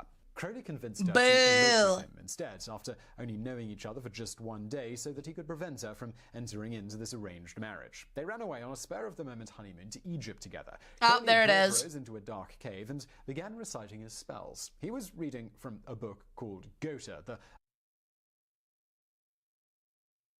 Take a note, guys. Take a note. If you ever want to get a girlfriend or a wife, let alone a wife, let alone a girlfriend in a day, literally get her out of her elopement, take her to Egypt, throw her into a dark cave, and then start reciting dark spells at her. She will be yours in moments. I know, because I do it all the time. The difference is that instead of dark spells, I just put on Back to the Future. So, I don't know what it is about Back to the Future, but every time I've been on a date with somebody, we get like a third of the way into Back to the Future, and somebody's pants are coming off. It's not usually mine. Legacy of Solomon.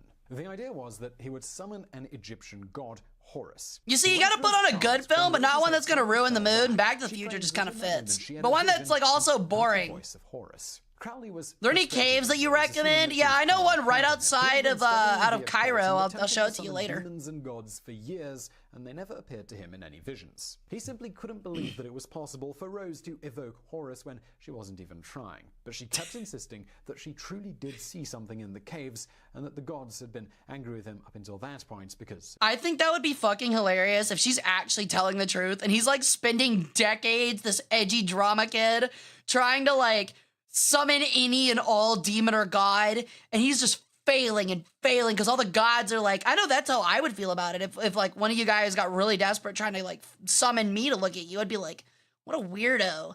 Like he's way too desperate.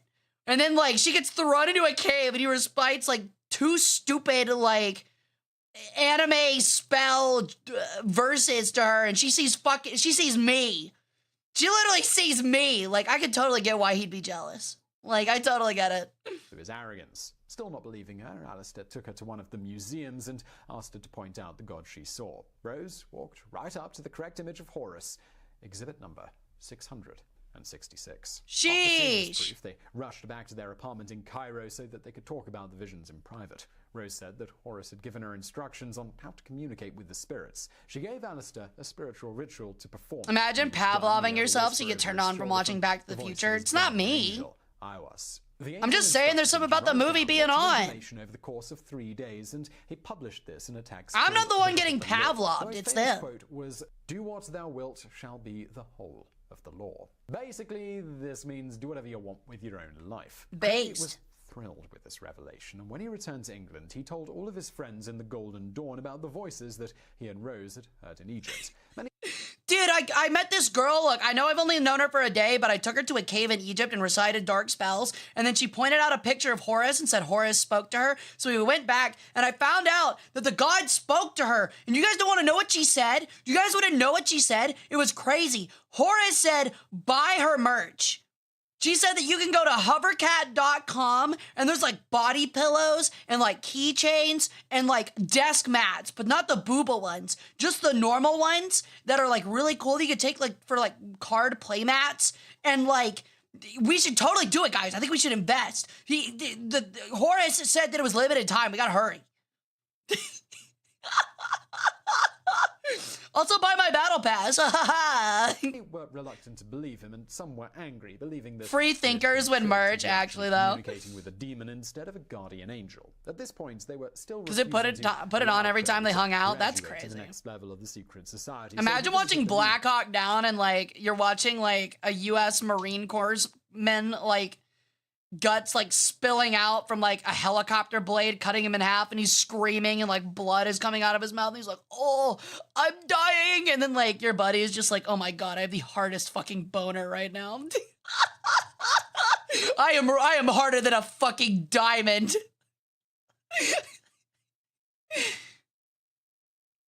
Of the Paris chapter of the Golden Dawn, MacGregor Mathers. He explained the situation back in London, and Mathers seemed to agree that Crowley deserved to enter the next level. When he returned to London with his certificate from Mathers in hand, the other members, they still wouldn't accept him. So he snuck into the clubhouse and he changed the locks. The next day, classic sorcerer move, pull a Watergate. Classic sorcerer move. It's been used since at least the 1200s. It is a classic sorcerer move. It's you go into your enemy's magical inner sanctum and you lock them out of it by literally changing the locks. They call it the Watergate. Officially kicked out of the Golden Dawn. A year later, in 1905, Aleister Crowley took a group of his friends climbing on Kanchenjunga, which is one of the largest and most treacherous mountains in the world. They got to 25,000 feet, but one of the men on the expedition, a photographer named Jules Jacques Guillemot, was angry at how Crowley was treating everyone else on the crew, and he wanted to take over the expedition. The expedition was marred by arguments between Crowley and the others, who thought that he was reckless. They eventually mutinied against Crowley's control, with the other climbers heading back down the mountain as nightfall approached, despite Crowley's warnings that it was too dangerous. Subsequently, several porters were killed in an accident, something for which Crowley was widely blamed for in the mountaineering community. It was claimed that guy did kind of look like Tsar Nicholas. Meanwhile, Crowley looks like Rasputin. They screamed for help, but Crowley ignored them and he left them for dead. What a douchebag! But he had absolutely no sympathy for the unfortunate accident, even though many of the men miraculously survived. He's such an asshole. Holy shit. Aleister Crowley's marriage with Rose fell apart after the death of their first daughter when she was only 2 years old. Oh, that's rough. Even though they had a second daughter together named Lola Zaza, it was clear that they were no longer in love. And Lola Rose Zaza? Man, that name did not But age after well, divorcing considering in Zaza is one of 1999 those based on his dumb own names for adultery, weed. just 2 years later, he had to put her in an asylum for having neurological damage from her alcoholism. Oh, This shit. tended to be a trend because most of the people who even attempted to have a personal relationship with Crowley ended up having their lives completely ruined. It's sort of a chicken or egg scenario. Did his belief in the occult attract mentally unstable people into his life, or was his wickedness enough to drive people insane? Or maybe his occultism did actually work when he was trying to talk to demons, and now anyone he comes in contact with, he just ruins their lives because he's fucking cursed. Not very interested. He's like those kids that have like strep throat in their tonsils and they're like carriers. Like they don't get strep throat, but like they give it to every fucking kid around them, you know? In being a father, so he left his daughter in the care of boarding schools and nannies. He started his own cult called Thelema, where he taught the Book of the Law like it was the Bible. He started a commune in a Oh villa my in God. Italy that he called the Abbey of Thelema. Everyone who lived there was encouraged to do whatever they wanted, whenever they wanted. They took drugs, they had orgies together, and children were running around the grounds naked. One of the rooms in the villa was called the Nightmare Room, where Crowley painted terrifying pictures on the walls. He encouraged his Oh, dear followers Christ. to take LSD and stare at the frightening images until they completely lost fear of anything. The neighbors were shocked, and even to this very day, the locals say that the place is haunted by a curse. What in the Rumor has it that the goddamn, rituals became bro? More and more intense, to the point where they even participated in bestiality and animal sacrifice. One of our Oh, this literally went from, oh, haha, dumb idiot, to, holy shit, what the fuck? In like literally a half second. It literally went from, haha, like he's an asshole and he believes in dumb mysticism to, yeah, I literally draw like an early form of internet gore, and then we take PCP and fuck animals and then literally slit their throats and sacrifice them to dark gods. Meanwhile, we all have wild, dark, magical relations while children run around naked, probably slinging shit on the walls. Like, like what the fuck, dude? We went from something really funny to like, oh fuck, okay, that's pretty fucked. had a nervous breakdown after this, and she went straight to the British press after she stated that one of the followers died after drinking the blood of a cat. The Italian authorities they came in and forced the group. It now went from 100 to 300. One of the members died from drinking cat blood.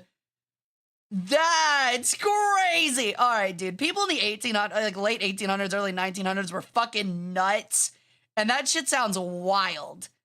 Considering like everybody during the time period, especially in England, was like on fucking like crack cocaine and meth. I kind of get it.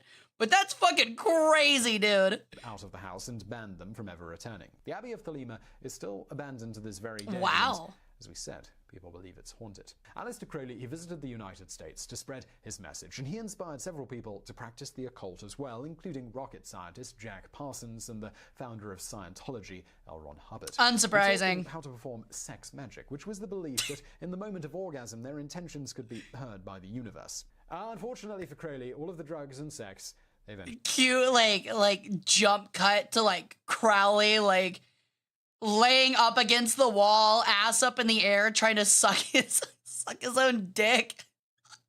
Like, I'm trying to see the universe. Close the door. I'm trying to speak to all of the universe. Leave me alone. I gotta focus. This is a dark spell.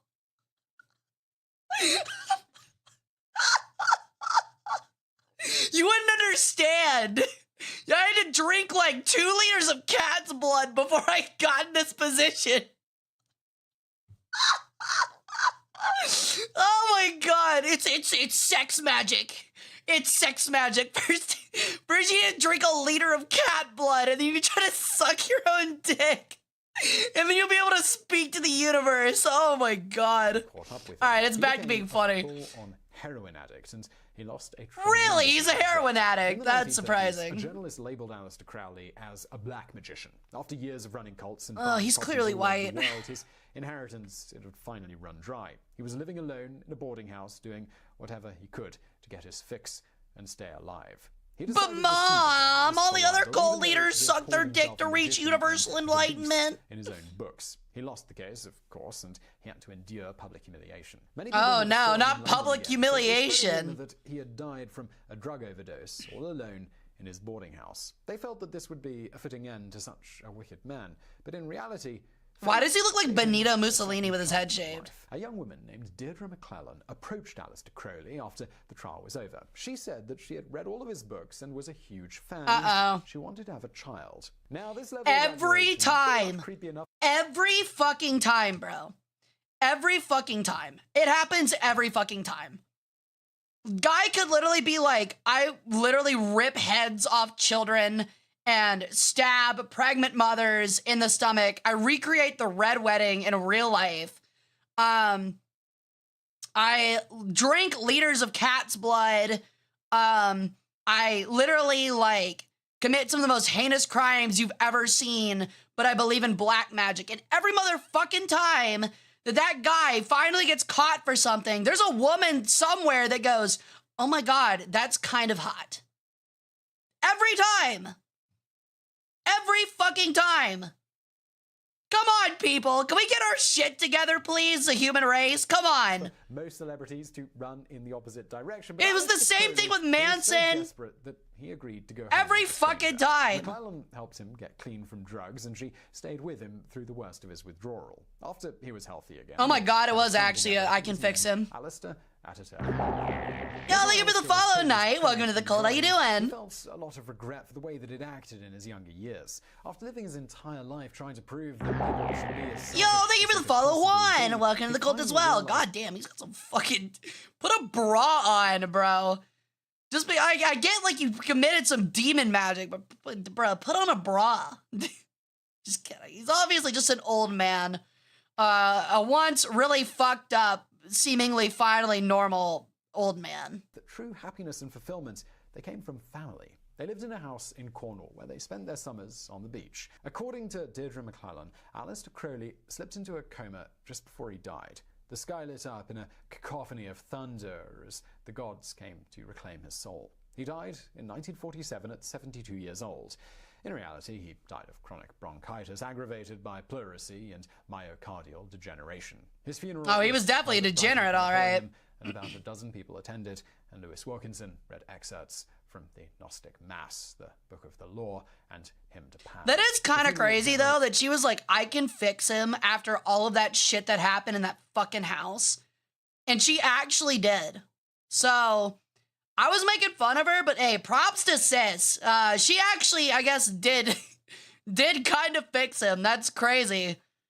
Like, he went out, he started by fucking the maid, and he went out by, having a child with one of his cult members, pretty much. And one sent him into a crazy fucking life of quite literally the most insane degeneracy I've ever heard, only for him to find another crumb of vagina, and he became normal again. It's kind of weird how that works.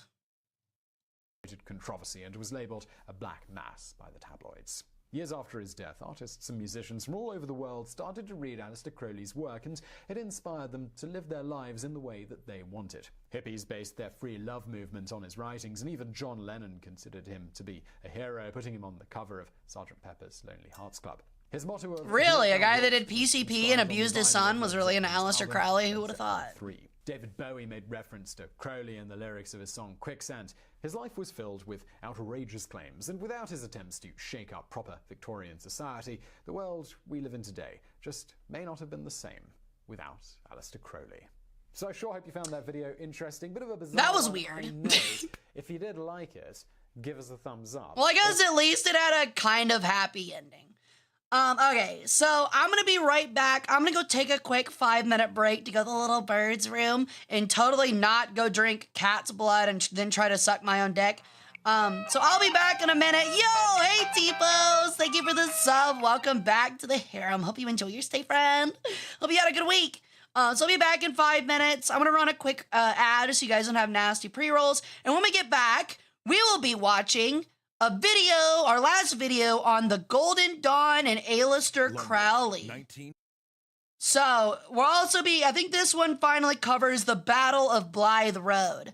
So it'll be a lot of fun. This is where the funniest one kind of is. So I'll be right back, friends. Don't go anywhere. Or I will curse you to where you have to feed your dog a urine cake to fix it. So unless you want to torture your dog like that, you better not leave.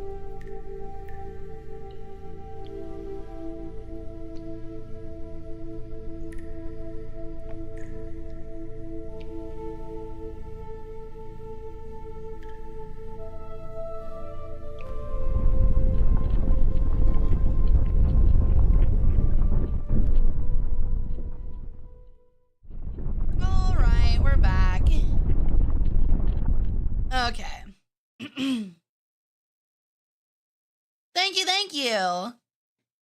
Yeah, I'm getting the other video pulled up real quick. Give me a moment. Should be right, yeah. There we go. Okay. Let me get my dumb, what the fuck? Where'd my cursor go? My cursor disappeared. Oh, there it is. Okay. All right, so this will be our last one for the night, and then we're gonna hang out and just chat afterwards with how much ever time we have left. All right. Hey, Corgi, how's it going? London, 1900. Order of the Golden Dawn, Isis Urania Temple. Okay, so if you can't remember, Crowley, so we're going back to the other video real quick that was done by, Biographics. So this is when Crowley is like middle-aged and he joins the Golden Dawn, right? So this is something that that Biographics didn't talk about, which is, I think it's in this one. I hope it's in this one, but it's called the Battle of Blythe Road. If not, I'll have to find the other extra history video after this, so. Ooh, what model you building? Hell yeah. The magician breaks the ward and opens the door to No, the this is it. Striding inside, he wears a kilt, a mask of Osiris, and at his belt hangs talismans and a dagger. This is the occultist, Aleister Crowley. Yep, there it and is. He has come for vengeance. Once he passed through this door as a member, but the inner circle have now barred him. So he has gone to his exiled master in Paris. Ooh, a to learn Dom the spells Tropin. that will Hell take yeah. his building for his own. He places a foot on the narrow stairs, but sees a shadowy figure at the top. The imperator of the temple, his rival, and the man who had cast him out. Irish poet William Butler Yeats. Crowley makes the sign of the inverted pentagram, snarling an incantation, while above Yeats makes his own sigil, readying a counterspell. The Battle of Blythe This is Road crazy. has begun. So, just looking at the intro already, we've got dudes wearing random artifacts looking like, I don't even know what, like fucking Macklemore from the fucking Thrift Shop music video, standing on either side of at the top and bottom of a staircase, each wearing Egyptian headdresses and masks. And then, yeah, making Naruto signs at one another while they go up the stairs and close in on one another. That is the beginning of this. That is the Battle of Blythe Road. Thanks so much to Imprint for helping me to learn cool new stuff fast. Yeah, I know Count Dankula made one. It was just a bit For longer. today, we shall be revealing secrets. But hi, quite Yannick, different how you from the doing? Extremist militias, mystery cults, or Enlightenment revolutionaries we've taught you about prior. No, today we'll be dealing with something a bit more magical. And should your mind I do be like open to magic. such tales, you will be elevated to the inner circle as a Helios in the Ordo Extra Historia. So what are we waiting for? Everyone, make the magic circle. Yes. Now, invoke the rune of Zoe Ascendant. Yeah, and we'll remember, tell you all of about this is history's magic with a greatest K. And probably funniest, Wizard Duel. We often think of the Victorian era as a golden age, specifically for Britain. But in truth, by the 1880s and 90s, many Britons were in a spiritual crisis. Victoria's reign had brought wealth, power, and technology, but also mill towns and pollution, mass poverty, and imperial cruelty. Not only did many people feel that the traditional structures of religion were not working anymore, they felt the current age needed to be destroyed and a more spiritual age born. And that is what caught And that's why everybody suddenly became an Egyptology nerd. Telling the young poet that he'd had visions of an apocalyptic war that would soon remake the world. This man, whose real name was Samuel Mathers, by the way, McGregor was a mystical name he'd taken on, Okay. to know magic. Can we talk about the fact that you have become a wizard of your own cult? You are literally in your own belief system, and in this cult, you are a wizard with magical powers.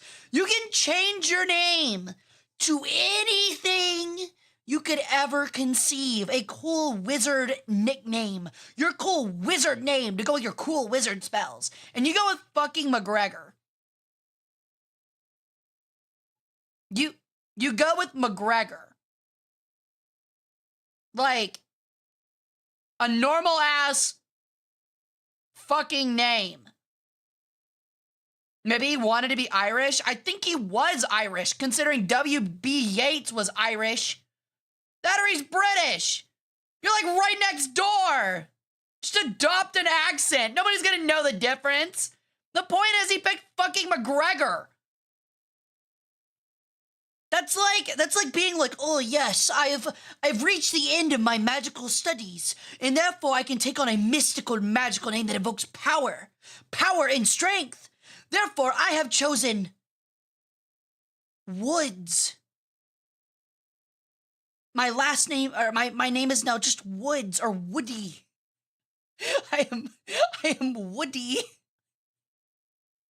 Like Tiger Woods, yeah. I am Tiger Woods. Oh my god, bro! Like, yeah, exactly. I was immediately thinking of was Black Ops 1 Woods. Oh my god! Like, it's just such a it's a regular name. Like, I'm trying to think of like another like normal last name, like, God, Garrett. There we go. There's one. It's like my mystical wizard name will be from henceforth. I am no longer Samuel. I am the great fire mage, Garrett. I am the great fire mage, Garrett, the great pyromancer, ancient Egyptian pyromancer, Stevenson. That just sucks, man. Like, you couldn't have picked anything better. Like, come on, at least pick like a unique regular name.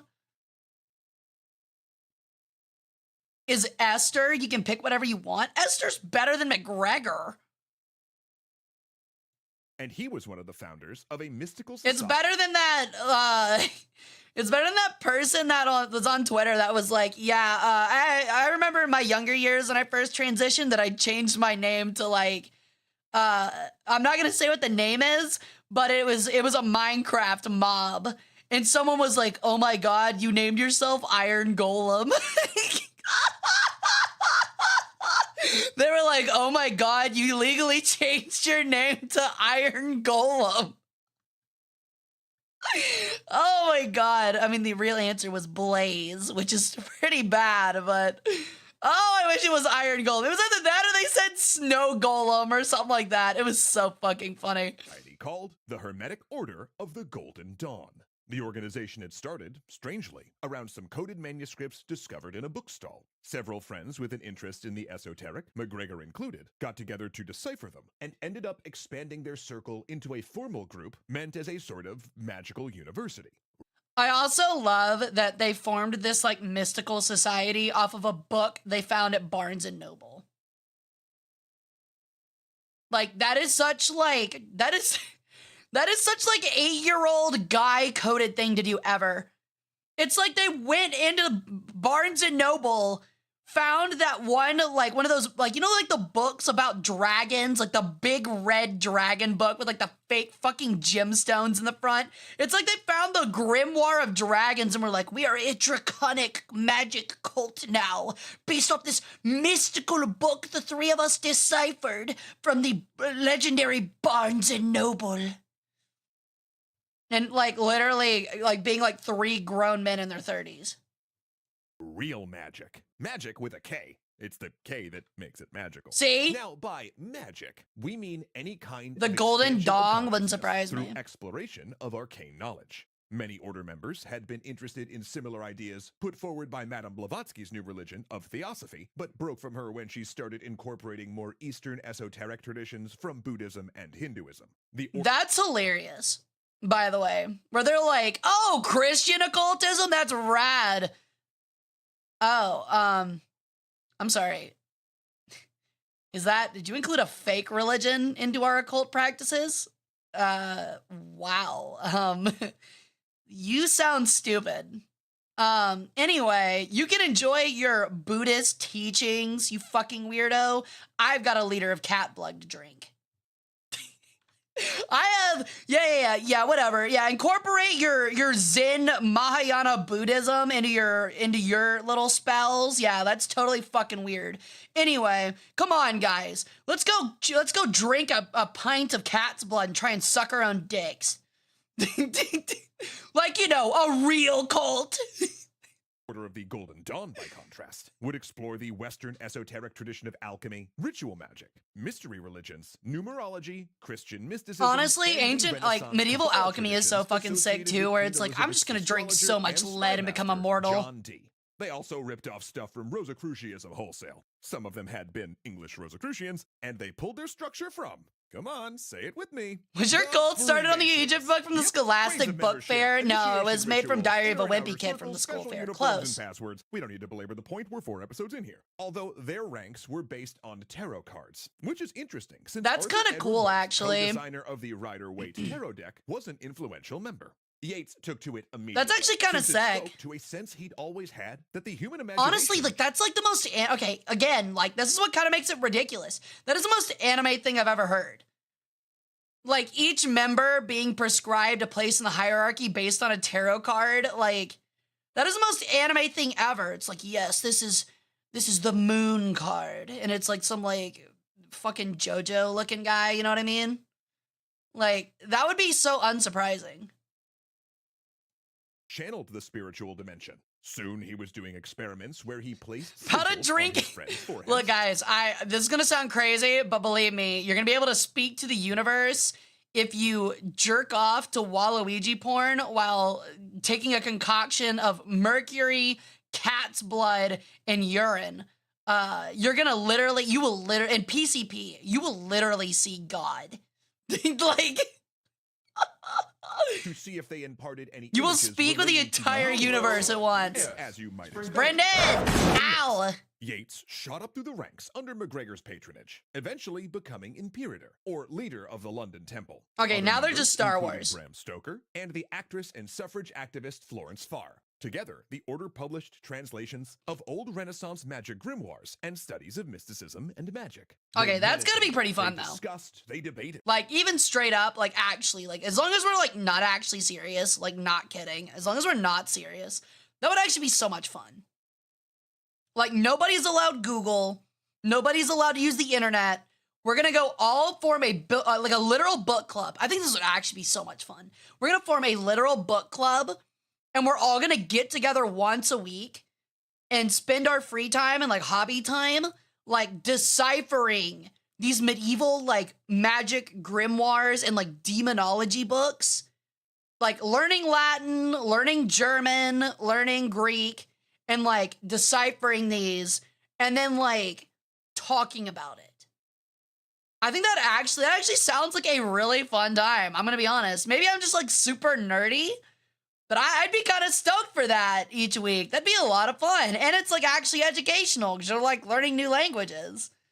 That'd be kind of sick. I'm gonna be honest. Where are our clubs? Why has nobody thought of this yet? Let's do it. Hey, if you and the mod team want to put that together, I wouldn't be able to commit to it a lot, but I would love it. That'd be so sick. I'd totally jump in as much as I could. That'd be an awesome idea. But, like, you're not allowed Google or anything like that. You just have to actually, like, you're allowed to use, like, the internet to learn languages, but after that, you have to, like, beyond that, you have to decipher the books on your own. Like, that'd be really sick.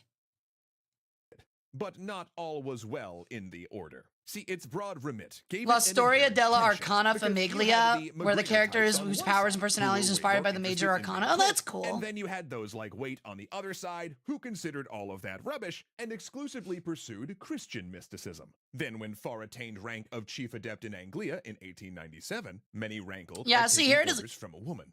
Feelings my also God. soured on McGregor when You see, this is where, like, again, like, this is where this stuff gets ridiculous. It's like, yeah, I'll drink a pint of cat's blood and, like, I'll believe in, like, demons and angels and, like, debate over, like, literal fucking, like, cringe-ass, like, high schooler magic, anime magic.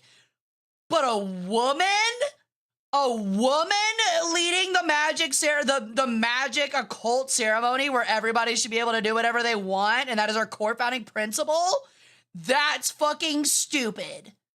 I'm quit. It's like, come on, bro. Like, guys hated women that much back then. It was like, Oh my god, bro. That's insane. I fucking hate that. That's so fucking loser coded shit. Plus, like, she's a woman suffrage leader. So you just know they were all like, oh, she's just kind of annoying because, like, you know, we still treat her like a second-class citizen. So, yeah, exactly. She'll never be able to suck her own dick, so I don't understand how she made it this far. I've removed 2 of my ribs so I can do it on literally any moment, but I find it ridiculous. She doesn't even have a penis. How is she supposed to unlock the secrets of the universe and speak to the universe if she can't suck her own dick? That's ridiculous. You're all being ridiculous. I quit. He moved to France, yet kept a stranglehold. I'm taking my cat blood and leaving. He was in touch with ancient masters and could grant the only legitimate revelations. You're probably not wrong, Tactical. They did let her in. They just got mad when she did it better. In touch, and he was very much in the older man's Hey, Cole, welcome in. How you doing, buddy? Pursuing magic as a way to get power. Crowley was interested in dark magic and frequently referred to himself as aligned with the Antichrist. Almost Himself a definitely poet, gear. He was also deeply jealous of Yeats's talent, which grew into a pathetic one-sided rivalry. But really, it was his libertine lifestyle and open bisexuality the leadership of the temple cited when they denied him the second highest grade of membership. Yeah, listen, Crowley kinda sucks, but homophobia sucks too. That's actually just so wild. Like, literally, like, we're a dark cult where our main motto is you get to do whatever you want. We are all about being independent and, like studying dark magic and unlocking the power of demons so that we can, like, grasp the world. But I draw the line at kissing boys or being a woman. Like, I'm gonna be honest, for all the shit that Crowley did in that video we just watched, he's fucking nuts. But at least he's a real G and is like, I'm not gonna let a cringe thing, like stupid concepts of, like, societal norms to stop me from doing crazy shit. Like, he's kind of the only real occultist out of all of these people so far. And maybe the woman, depending. I don't know what else she did. But all these other guys are just posers. Like, they don't care. Like, let's be honest, bro. If there's, like, a demon from hell coming up to, like, give you dark power, like, don't you think he'd want you to, like, do all forms of debauchery with all genders and creeds and religions and sexes? Like, you're kind of half-assing it if you're like, actually, I only care about Christian mysticism and, heterosexual mysticism. I don't want any of that, LGBT, woke DEI occult magic crap. That's crazy. Hey, Tara. Furious, Crowley went to France to meet That's with so McGregor, who lame, then though. unilaterally raised Crowley to the desired rank and taught him all the secret rituals locked Oh, behind so it. the original, Then he imparted okay. So Crowley- the original creator got kicked out and he was like, yeah, those guys are fucking squares. Here, I'll give you the ultimate mystical power. Literally, the guy that actually founded it was like, yeah, those guys are fucking losers. They're country club nerds. I'm about to give you literally the ultimate dark magic so you can retake our sanctum. unilaterally raised Crowley to the desired rank and taught him all the secret rituals locked behind it. Then he imparted Crowley with a mission to take these dangerous and powerful spells he taught him, go to the temple of Isis Urania, raid it, do battle, and defeat the Yeah, weak you're not wizards. wrong, Fire. Ooh, also He literally used his free will and independence to drink cat's blood and kiss boys and girls, and they got mad about the kissing boys part. Just like the Celts of old in a kilt. McGregor was sort of Oh my obsessed God, with now he the has to wear a Celts, thus the kilt. name change, and wear the mask of Osiris. Cult and Order carry a 66. dagger. And that is how Alistair... See, that is the lamest thing ever, though. So it's a guy wearing a bunch of, like, dollar store plastic necklaces from Party City, an Osiris mask, a kilt, and has a ceremonial, probably dull as a butter knife dagger.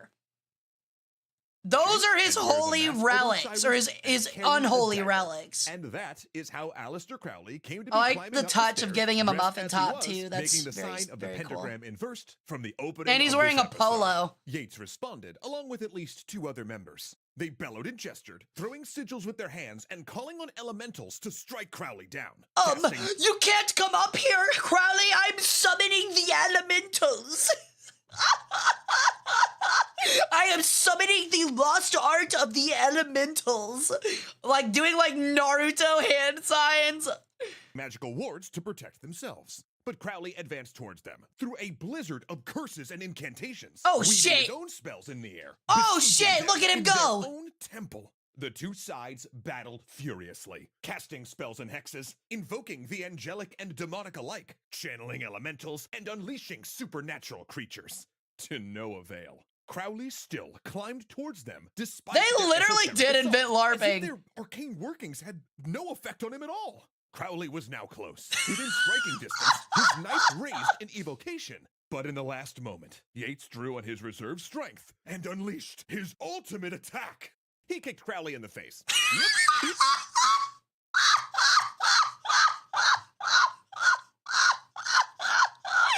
Oh my god, that is the best way to... He was like, he's too powerful. Our spells aren't working. Wham! It just kicks him in the fucking head. Our unholy relics, our ancient unholy relics, the spirit of Osiris is not with us. Wham! It just kicks him in the head. Just kind of decided, you know what, screw all this magic stuff. I'm just gonna boot the guy. So did everyone else, actually, in this duel, which must have been the correct arcane counter to all of these spellcasters because it sent Crowley tumbling down the steps. Oh my god, Sunzi did say that. The story goes. At one point, Yates claimed that his force of magicians won by calling on a higher power, namely the police, who escorted Crowley from the property and told him never to return. They're such losers. Oh my god, they're such losers, dude. This is literally, oh my god, imagine having to be the cop to deal with that. Like, you show up and there's a guy in a pink fucking kilt wearing an Osiris mask that is covered in bruises at the bottom of a staircase. And there's 3 people at the top of it wearing leopard pelts and like Party City accoutrements. Like, talking about like how they defeated him and protected their inner sanctum. And you're just like, who called the police? Like, oh my god, that is crazy. That's nuts, man. Oh my god, not gonna lie, that was some of the cutest laughs we've ever heard. Shut up. My laughs are the joy of civilization and are meant to be revered, not called cute. From there, though, the rumors just get even more bonkers. One Yates biographer who interviewed Crowley relates that the bad blood between the two continued, and Crowley later came to believe that Yates had sent a spectral vampire to chew on him in the night. Yeah.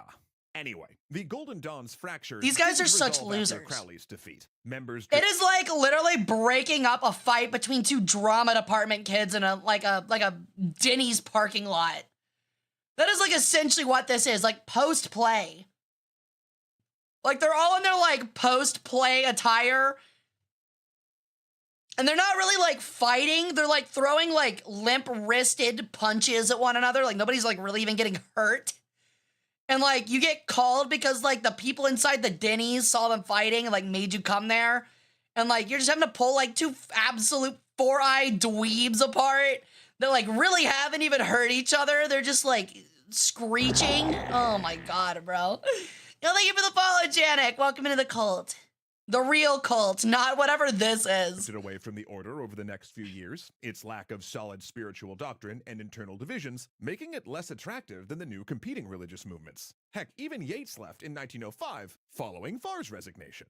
However, it did influence a range of new and alternative religions. I just can't imagine being a successful poet, being a crazy famous successful poet, and the other thing you're known for is for kicking Aleister Crowley down a flight of stairs after you couldn't stop him with your magic abilities because his magic abilities were too strong because he's a boy kisser. That is the reality of what W.B. Yeats' life was. He literally was biphobic, couldn't defeat said bi person because they kissed boys, and then resorted to kicking them down a flight of stairs to win the sorcery battle. That is some Monty Python shit, is what that is.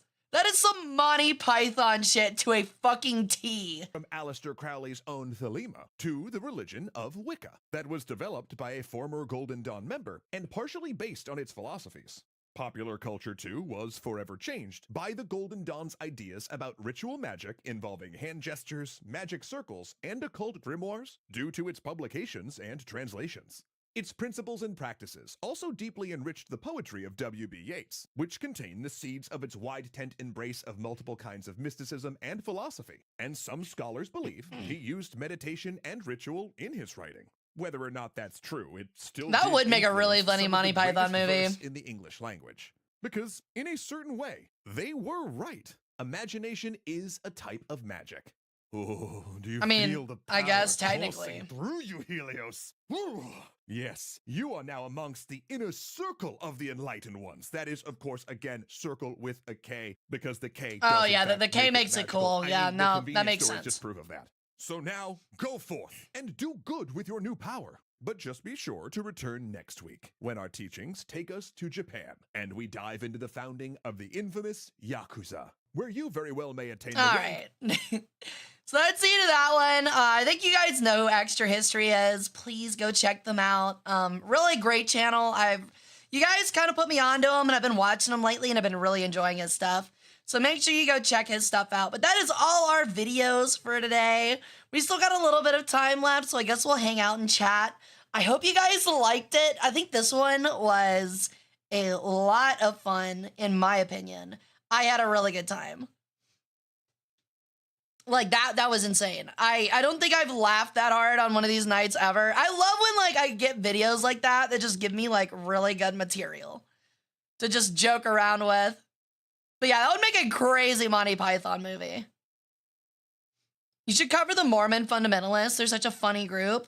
I don't know anything about the Mormon fundamentalists, but I've been watching a lot of Papa Meat lately. And I've been watching his, like, he's been covering, like, some kind of, like, reality TV show called, like, Lives of Mormon. No, it's called Sisterhood, the Sisterhood of Mormon Wives or some shit like that. And it's literally just, like, Jersey Shore, but they're Mormon. It's fucking crazy. You should watch Auten Shai's video on Atlantis. If you want to go ahead and put it in the recommended tab, I'll happily take a look at it.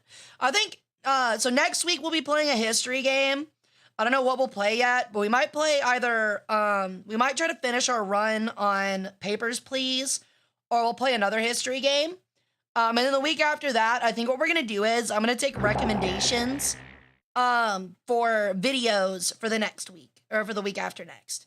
And thank you for the follow, game dude. Welcome to the cult. How you doing?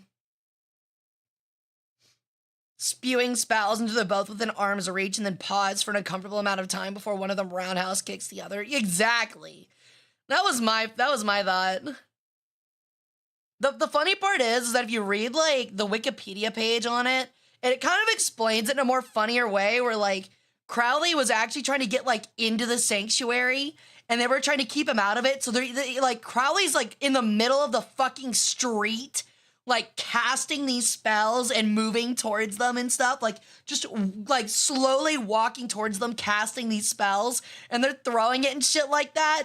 And then, like, apparently W.B. Yeats, the other two, like, members were, like, scared because, like, they were, like, casting all these spells at him, and they were like, he's too powerful. Our spells have no effect. He's immensely powerful. And then he decides to fucking kick him in the head when he gets too close, which is just, like, a crazy, funny fucking concept where they're like, he's so magically powerful. We can't ever hope to stop him. Hold on, I've got one idea. Just fucking jump kicks him right in the fucking forehead. Oh my god, it's just great.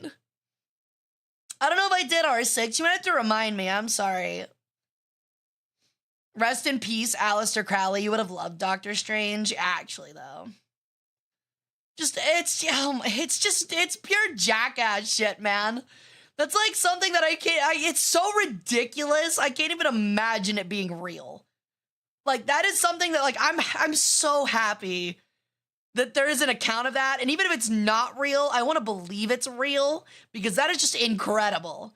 My life has been made better knowing that the Battle of Blythe Road exists. Knight beats magic, archer beats knight, and magic beats archer kind of thing. I think the RuneScape way goes the opposite, where it's like magic beats knight, knight beats, no, it's archer beats knight, knight beats mage? I can't remember. I forget the actual like thing in RuneScape. Sounds like South Park. That's what I was thinking. Like it was like that spiritual medium, or not medium, the psychic South Park episode where it's like Eric Cartman like fighting all these like supposed like psychics in his living room. They're all sitting there going like all doing that like and nothing's happening. He's like, stay back, Mom. There's a crazy psychic battle going on.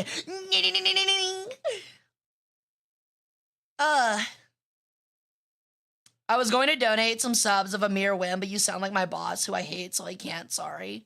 Well, I'm sorry to hear that, Ozymandias. That sucks, buddy. I'm not your boss, though. The vampire kids? Yeah, the vampire kids. Controlling people through memes can be effective. People modify their behavior based on what they believe to be true. Memes do definitely exist in the news sphere. Yo! Holy shit! Thank you, Oda-san, for inducting 5 members, new members into the harem. Thank you. That's very kind of you. Thank you.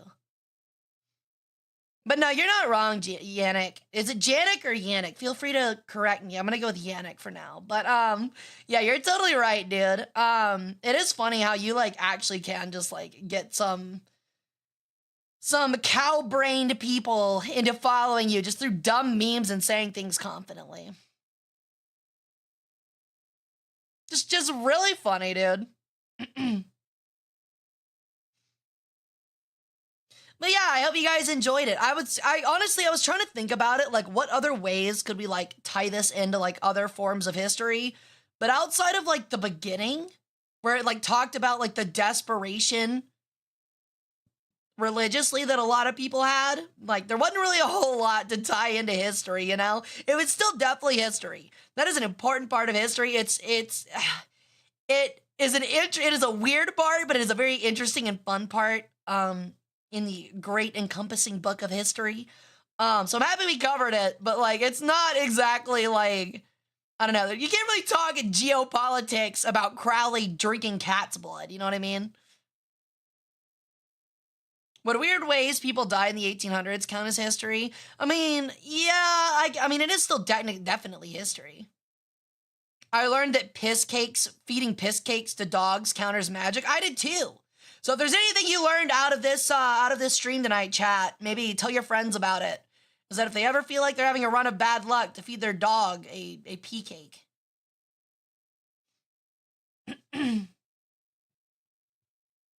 Rest in peace, Crowley. You would have loved fentanyl. Yeah, definitely.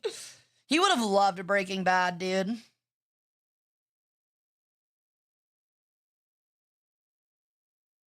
I don't know. And that's what's like so weird about it now is like back then, like you had all these rich people forming these like crazy magical orders over this stuff. And nowadays it's like some weeb like really big on like just like way too into like Naruto or something like that. That is the modern equivalent of that. But there's no like rich person's club about it. There's no like secret society. It's we used to be a culture, man. We used to be a culture. Like what happened? But yeah, that's crazy. That is like I knew it'd be wild. I didn't know it'd be this wild. The Illuminati, stonemasons, and stuff like that. Oh, if we're being honest, the Illuminati and stonemasons are way more boring than they actually are. The Illuminati and stonemasons were just, again, like they were definitely like rich person clubs but they don't do any magic or anything like that. They just have like a wacky ceremony just to feel cool. But they don't actually believe in like magic or demons or anything like that. It's more like, hey, Rob, we're going to induct you into this cult by wearing some cool robes and reciting like some Bible verses, and then we're going to go grill hot dogs in your backyard. Like that was literally it. That's all the Illuminati club stuff is. Yeah, exactly. It's like literally, it's a country club. That's what it is. It's a fucking country club. Same thing with the stonemasons, same thing with the Illuminati, all that stuff. That's why it's like, when people are like, did you not know that like the Freemasons or whoever it fucking is has like a secret society at Harvard and like George W. Bush was in it? And it was like, yes, I would believe that there was a ridiculously stupid magic cult where frat guys get together in robes and then get pissed fucking drunk and do stupid shit. I would absolutely believe that George W. Bush Jr. took part in that. Yes, I that sounds entirely plausible. Yes. Now, do I believe that they're pulling the strings behind society? Of course not. I just think they're a bunch of frat dudes that are playing religious order. Which is quite literally what it is.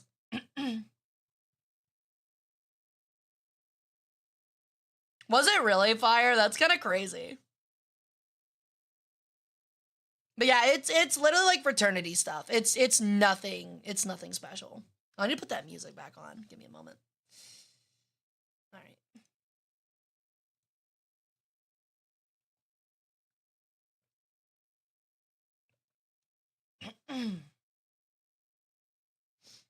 Yeah, I definitely think this was, as I said, I've said it before, and if this is your first time here, I promise it. I really wish more people showed up to history nights. I feel like they're way more fun and way more chaotic, and I think this one is like the perfect example of that, of stream just being a hootin', hollerin', crazy, fun, good time. So yeah, tell your friends, tell the other chatters to show up to it, because I think these are fucking hilarious. Hey, Ina, how's it going? I've been meaning to get back to you, by the way. I definitely want to get art together. I actually learned a lot in this one. Really? Hey, that's all that matters. Even if it's ridiculous stuff to learn, we're gonna learn something.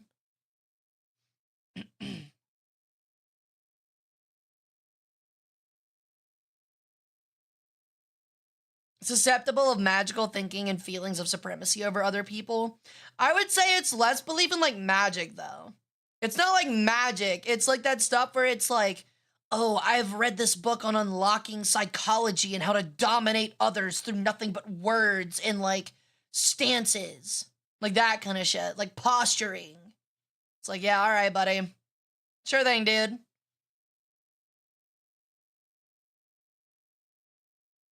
Oh, yeah, I'm sorry, T-Pose. That's not a regular thing. It just happened because it was my mom's birthday yesterday. And I was like, well, I can either cancel it or I can just do a stream Thursday, Friday. And I was like, well, I did cancel last week, so I'll do Thursday, Friday.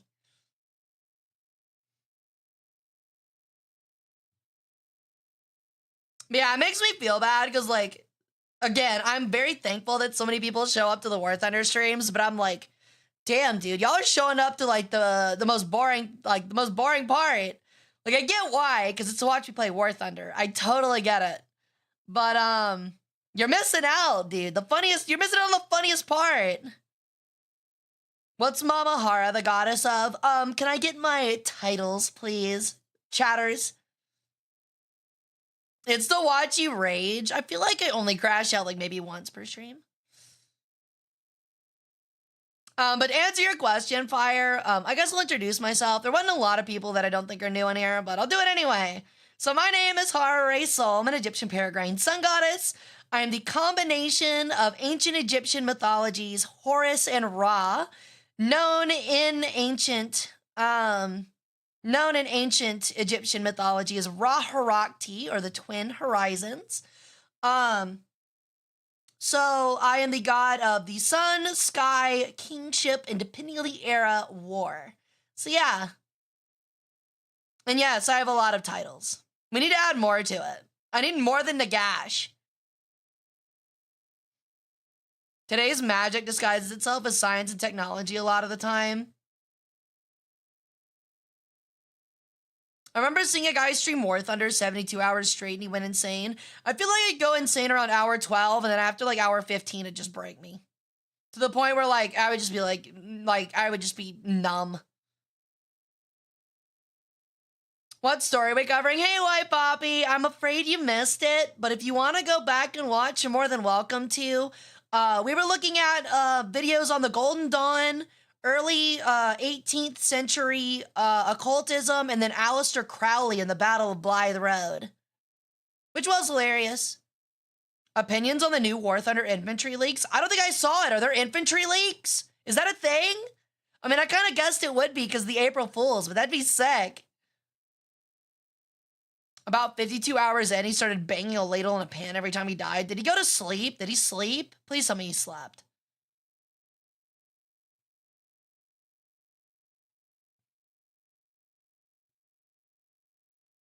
So I got a new character in Fate called Rama. Hara, who is Rama? I have no fucking clue, dude. I'm gonna be honest, Fate likes to get a little fucking weird with their Egyptian mythology. Like, I know that Medjed's in there, but Medjed's like a hot tan lady with bunny ears, and her name is not Medjed.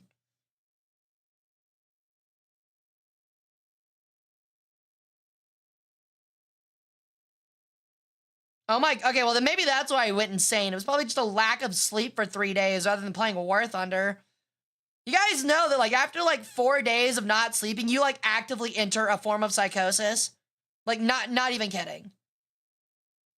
Oh, it's not Egyptian, just asking. Honestly, it sounds Indian. I feel like I've heard of Rama as an Indian thing.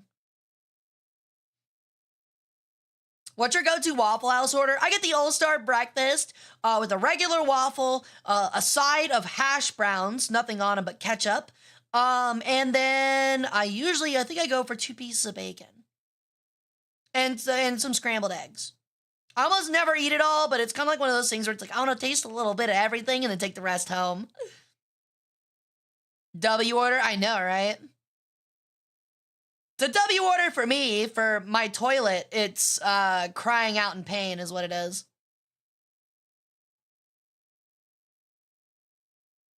Not smothered or covered hash browns are a sin against God. Bullshit! All you need on those hash browns are salt, pepper, and a little bit of ketchup. It's perfect.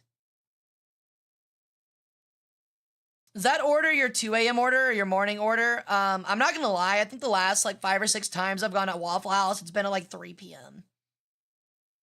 I never get up early enough to go to Waffle House, and if it's 2 a.m., I don't feel like sitting inside a Waffle House. So, Cracker Barrel though, their pancakes are good, and their like soda biscuits are pretty good, but everything else I could honestly pass. 72 hours is something very few people manage without stimulants or sports. Yeah, I would imagine. Your brain literally starts actively degrading past that point. Cookout order? Ooh, it's been forever since I've gone to cookout. I think I'd go get literally just like, if I'm not mistaken, I think I'd literally just go get a hamburger and 2 corn dogs. If I was really feeling it, I would get like 1 corn dog and corn nuggets. Those corn nuggets kind of fuck. It's Hindu? Okay, yeah, that's what I thought. I remember it being Hindu. For example, the AK-12 and AK-15. Are we sure they're not decorations? That's still pretty sick, though. You're a corn nugget? Damn right I am. Can't digest me, bitch. I'm undigestible. I just get the catfish. I live in the South. Cookout catfish is like, I don't know. Choosing to eat cookout catfish is like, it's like saying like, yeah, I go to the PetSmart after the fish die and they fry them up and I eat that. Like that is the equivalent for me.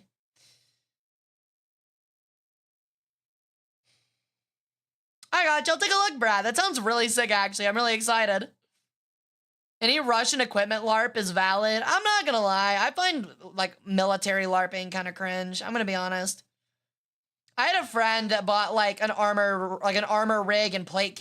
That's what it is. A plate carrier and an actual like mag rig. And he was like, yeah, this is sick, isn't it? And I'm like, dude, I'm gonna be honest. You're literally gonna go put this on and then prance around in the woods with your friends. That is like, and I don't mean this in a negative way, but I actually do mean it when I say it. Like, putting on a plate carrier with metal in it and working out so you can go prance around in the woods with your friends is quite literally one of the gayest things I've ever heard in my entire life. And I don't mean that in a negative way. I mean that in a truly, like, homosexual. That is, like, one of the most homosexual things I've ever heard in my life. like, no hate. Like, no hate, but it is not machismo at all. It is very gay-coded. Man, I think if you do Milsim Airsoft, it can be fun. I do too, but like, there's difference between like wearing like an Airsoft plate carrier and fatigues and like shooting Airsoft and paintball at one another, and then choosing to buy a full fucking plate carrier with actual plates and wearing that shit around. So the military be gay because that's what we do. I know you guys do LARP for training. And let's be honest, if you're in the Navy, you are a little bit. Definitely a little bit. I'll accept that take is not agreed with.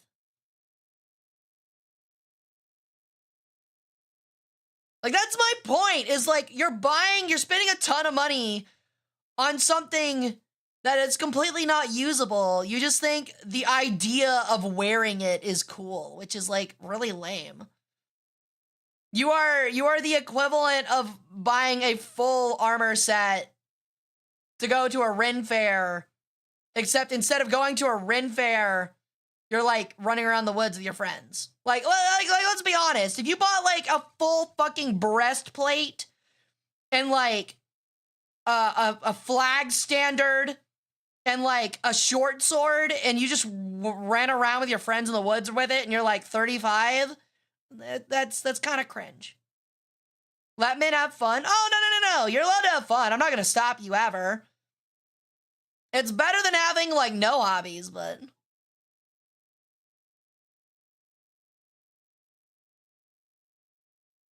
I mean, if you were in the military, it makes more sense. I'm just talking about the kind of people that aren't in the military. A-waves. And, like, aren't doing, like, literally any of that stuff. It's quite literally just regular people. Hey, Samurai, how you doing? Welcome in. See, the thing is, if, like, you were in the military, or you're training to be in the military, or, like, have, like, something along those lines, it's not cringe, because, like, you've lived it. But, like, it's the people that, like, let me put it this way. At the end of the day, it's not the actual, like, playing in the woods with your friends wearing a plate carrier is not the cringy thing. It's the idealization of, like, being in the military and, like, idolizing the military when you have zero plans to be in the military ever. That is my point. Like, I'm not gonna say it's on the level of, like, stolen valor, because it's obviously not, but it's definitely on the cringe scale.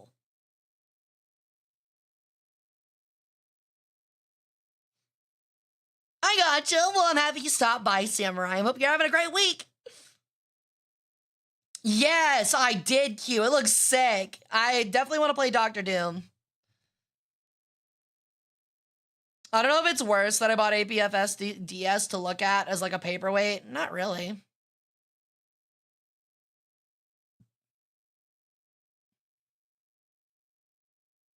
It can be a workout, I'm sure. Yeah, I'm sure it can.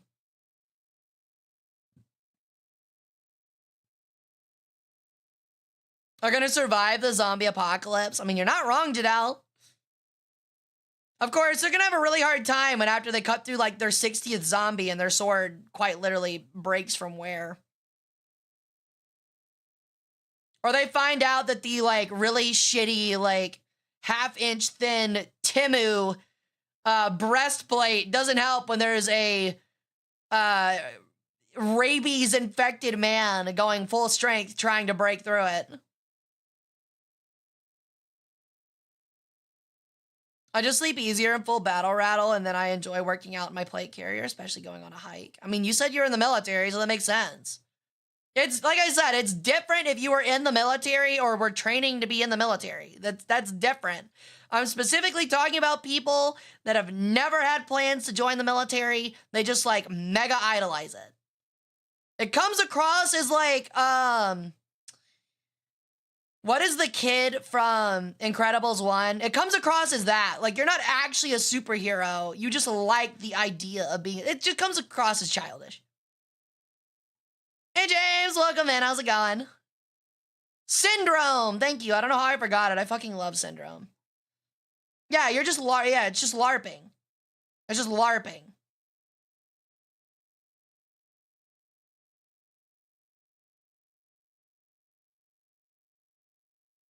I bought a 30 eating plate. What's a 30 eating plate? Yo, thank you for the follow, James. Welcome to the cult. Hope you enjoy your stay, friend.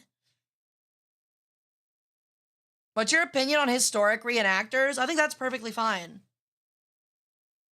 Historically reenacting is vastly different from buying a plate carrier so you can go run around with your buddies.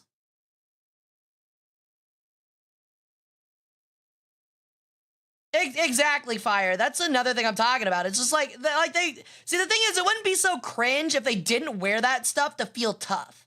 Like that's what I'm saying. If it was just for genuine the love of like the style and the look and wanting to play like super realistic airsoft with your friends, then that's different.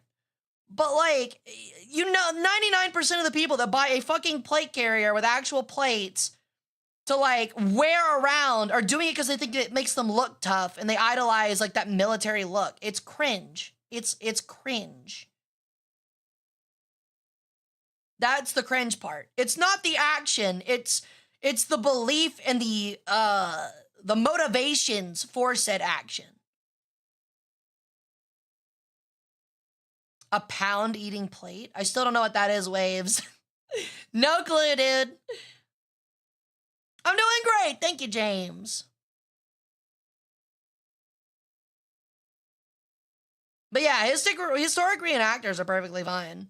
I will admit, as someone that is a museum and a history professional, I will say the only problem with reenactors is that some reenactors get so passionate they think they know more than actual professionals, and it can be very annoying dealing with them sometimes.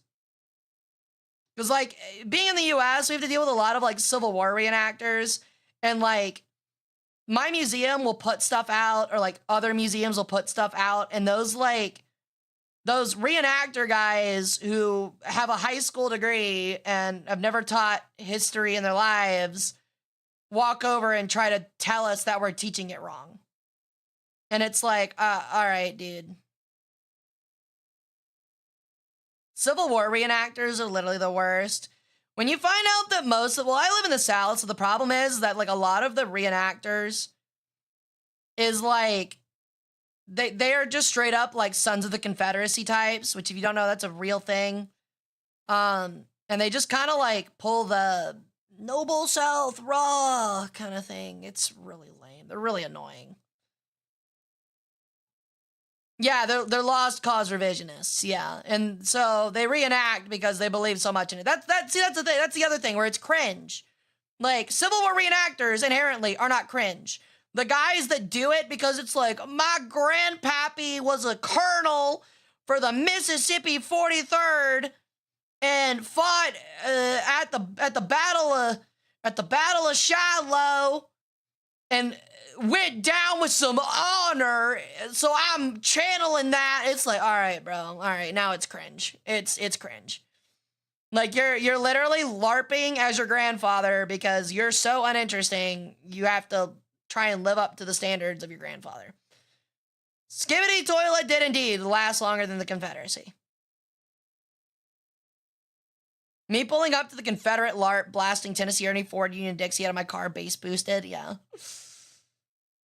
Are there ones that steal pieces from the museum to reenact with? No, we've never had that issue, thankfully, but most museums are really good at keeping their stuff locked down. And that's what sucks, too, is because, like, you have, like, those kind of people, but we do have, like, some local historians that, like, they're not reenactors and they don't have a degree in history or museum studies, but they do, out of just pure interest, know how to research. And so I actually had one help us out, where he actually found that a cannonball in one of our collections is from a particular special type of cannon that was apparently there were only 7 copies made and used in the Civil War. And it was believed up until the research he handed over to me 3 or 4 months ago that it had never been fired in active battle. But because we found the cannonball and he did his research and he was correct, I double checked him on it. It turns out that we have the only actual example of that cannon actually being fired during a military engagement. It was Confederate owned, so it's pretty cool. It's pretty sick, actually. And when you get people like that, it's really neat because you get to have conversations with them like that. And they almost always bring in cool stuff for you to accession and bring into your collection. So those people are really cool. And I'm very, museum professionals are very grateful for those types. Yeah, it's really cool. It's like this weird, like, semi-automatic 2-pounder cannon. It's a very interesting gun.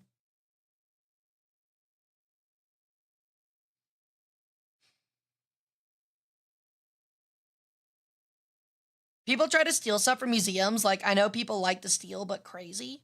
I mean, I've never had an issue with it at my museum. From the time that I've been here, not even like close to it.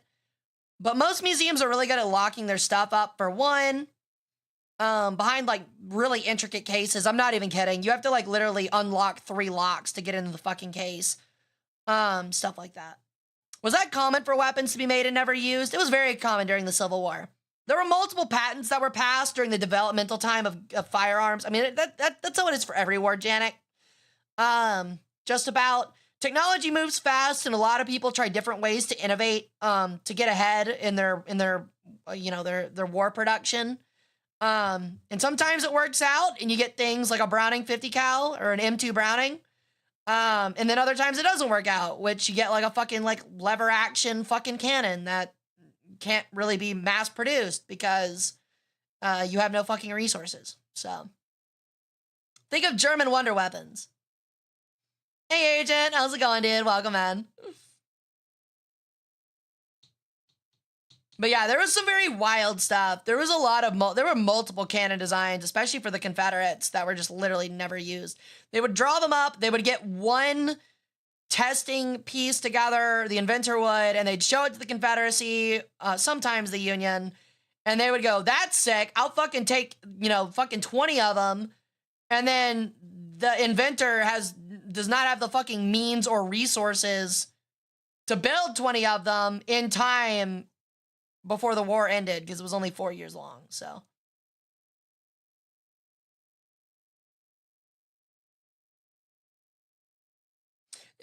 Honestly, you're not wrong, FBI, but there was no way Germany was going to win World War II anyway. Do you think they ever tried making a cannon, but in the form of a revolver? Yes, and it exists. I think that one was actually a model that was actually used kind of infrequently. Like, it was more common than the one I was just talking about.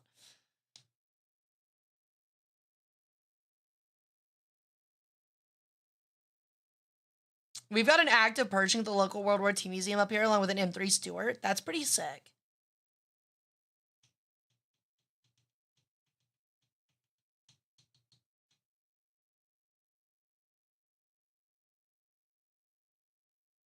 I mean, I know they weren't going to win, but wasting all your resources on fantasy shit is so dumb. I agree, but I feel like they only resorted to that out of cope. Like, I think they all realized that they were losing and were going to lose, and so they coped by investing into wonder weapons. Germany was quite ass in the face of any resistance. I mean, the reality is that Germany figured out the correct way to conduct warfare at the time before anyone else did, and they were one-dimensional. So the thing was that their one-dimensional plan worked really fucking well, but the moment everyone figured out how to counter it, they were fucked because they couldn't adapt worth a shit. That was the issue. Blitzkrieg was an incredible strategy for its time period and worked incredibly well. And then once everyone figured it out, the Germans had no way to fucking innovate, and they failed to innovate, and they fucking lost.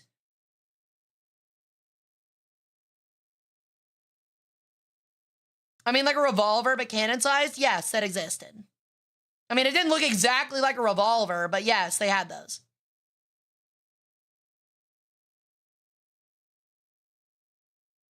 It also helps during World War II. The Blitzkrieg helped even more because, like, the Germans emphasized, like, light, fast-moving vehicles and tanks that allowed for Blitzkrieg. Meanwhile, the doctrine for literally everybody else was slow-moving bunkers that get fucked up by things like Blitzkrieg. So yeah, that it was. They kind of just had the type advantage and were ahead in the meta, and then didn't keep adapting. So yeah. Of course, it was a Confederate design. Told you. I mean, think about it. The Confederacy was the first one to use fucking submarines. They did the same thing as Germany. They had fucking wonder weapons. They had no fucking resources, and they had wonder weapons.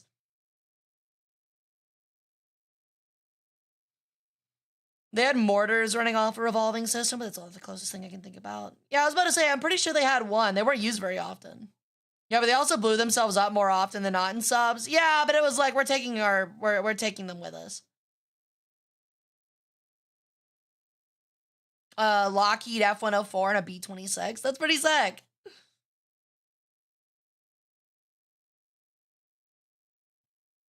Germans had the fast attack, and the U.S. went up and fucking demolished them with their slow-moving, heavy-plated armor. I mean, it's more like Germany. Like, it wasn't really the heavy-plated armor because, like, the Shermans were typically pretty lightly armored.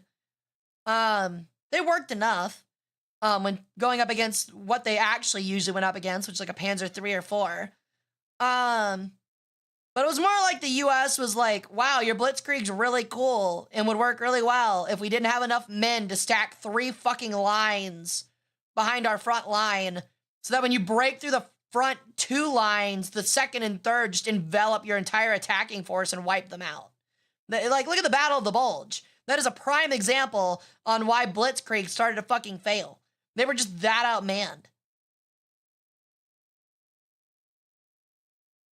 What Discord chat would I post the museum link in? You could probably put it in History General. Hey, goes good, Antimony. How you doing?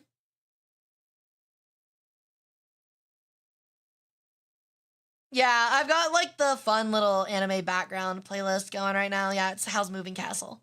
I love that movie. That's my favorite Ghibli film. I need to rewatch it. It's been forever. Starting the nighttime portion of my work day. Well, hope you have a good day at work. Or good night at work.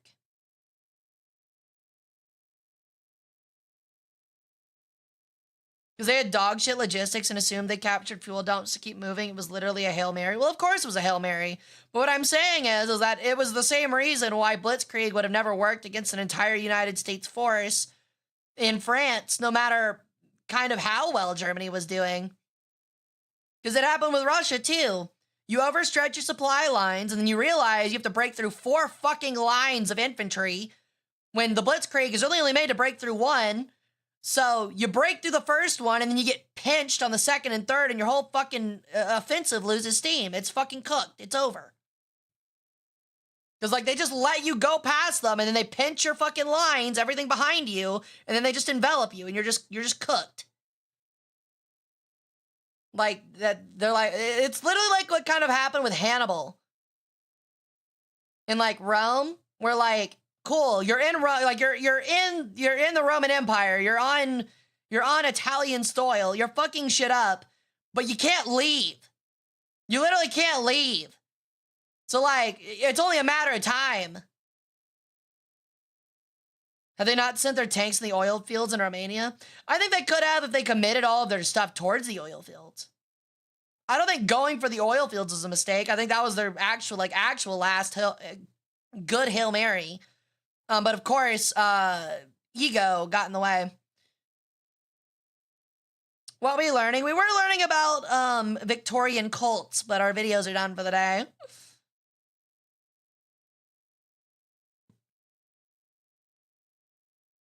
Yeah, Yannick. I'm talking about tactical and grand strategy innovations. Yo, thank you for the follow, Lolo. Welcome into the cult. How you doing?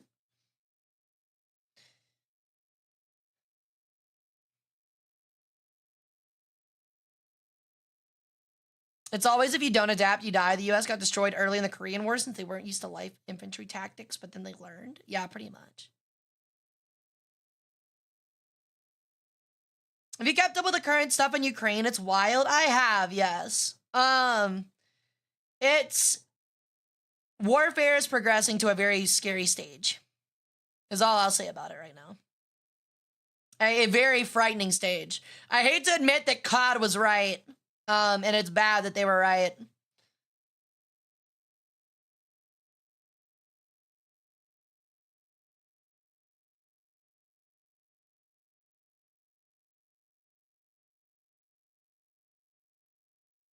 Germany didn't have that much oil to begin with. If I'm not mistaken, Murphy, I think that the generals agreed to split the forces to go to Moscow and to go to the oil fields. But what Hitler did is that so you already split your force in two for Barbarossa. And then the southern arrow that was going for the oil fields got split again. Just like for like half of it to attack Stalingrad, which was the big mistake. And then the northern arrow got stopped literally like at the fucking gates of Moscow. And so both just kind of fucking crumbled after that.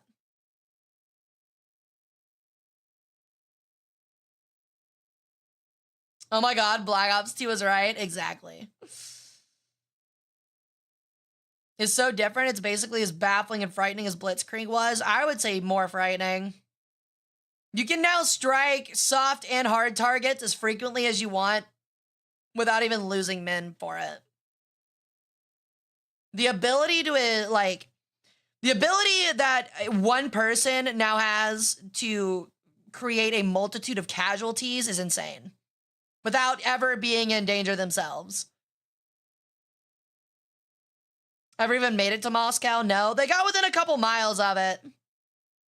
But that's where they got turned away. It was like right on the precipice of reaching Moscow.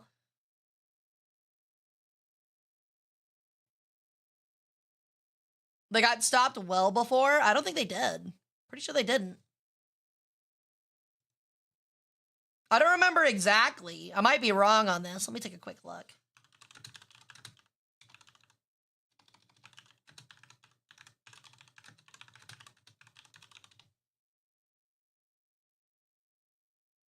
Yeah, they got within 15 miles of Moscow. What do you mean?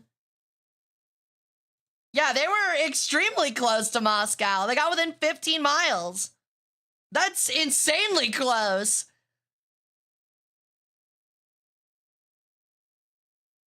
The meat grinders, not talked about enough, kept Germany from sending forces to the southern German armies. I don't think that would have mattered anyway. No, they didn't actually reach Moscow, but again, they got stopped like right outside of it. The children yearn for dust too. Oh my God, I kind of do miss CSGO.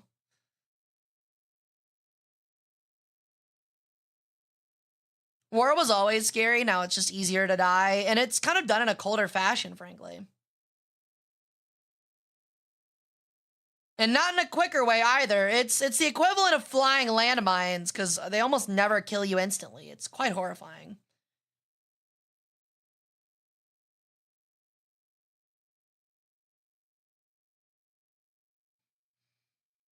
All right. Well, it's that time, friends. I have to go to bed. I got work tomorrow, but I will see you guys tomorrow. We will be having a longer stream tomorrow with Fallout New Vegas.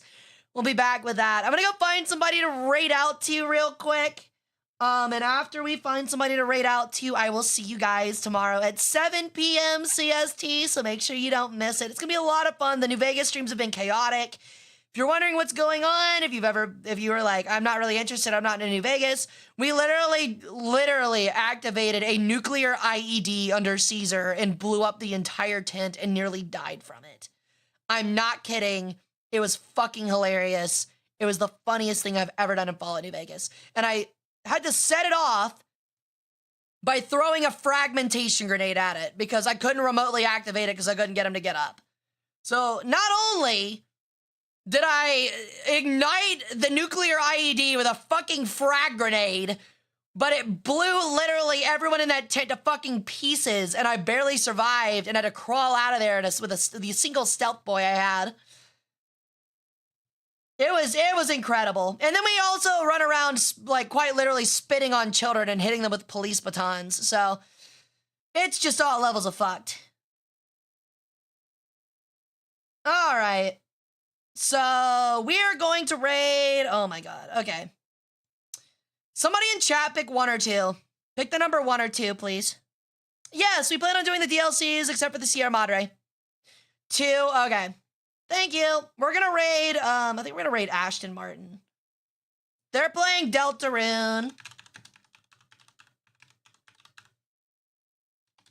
Actually,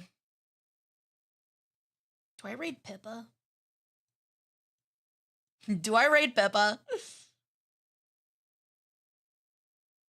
You know what? Fuck it. She's looking at Uma Musume. We're gonna raid fucking Pippa. I don't even know if she's gonna notice, but you guys have fun with Pippa. I mean, it's fucking Pippa Pipkins. Who doesn't love Pippa? So you can tell her about the funny cult stuff we talked about today, about drinking cat's blood and sucking your own wiener. And I will see you guys tomorrow for Fallout New Vegas. You guys have a great rest of your night. You'll have a great fucking Friday. We're almost there. I'm proud of you for almost making it through the week. And you can catch me on Twitter or Blue Sky or the Discord until tomorrow. Love you guys bunches. Bye, friends. Smooch.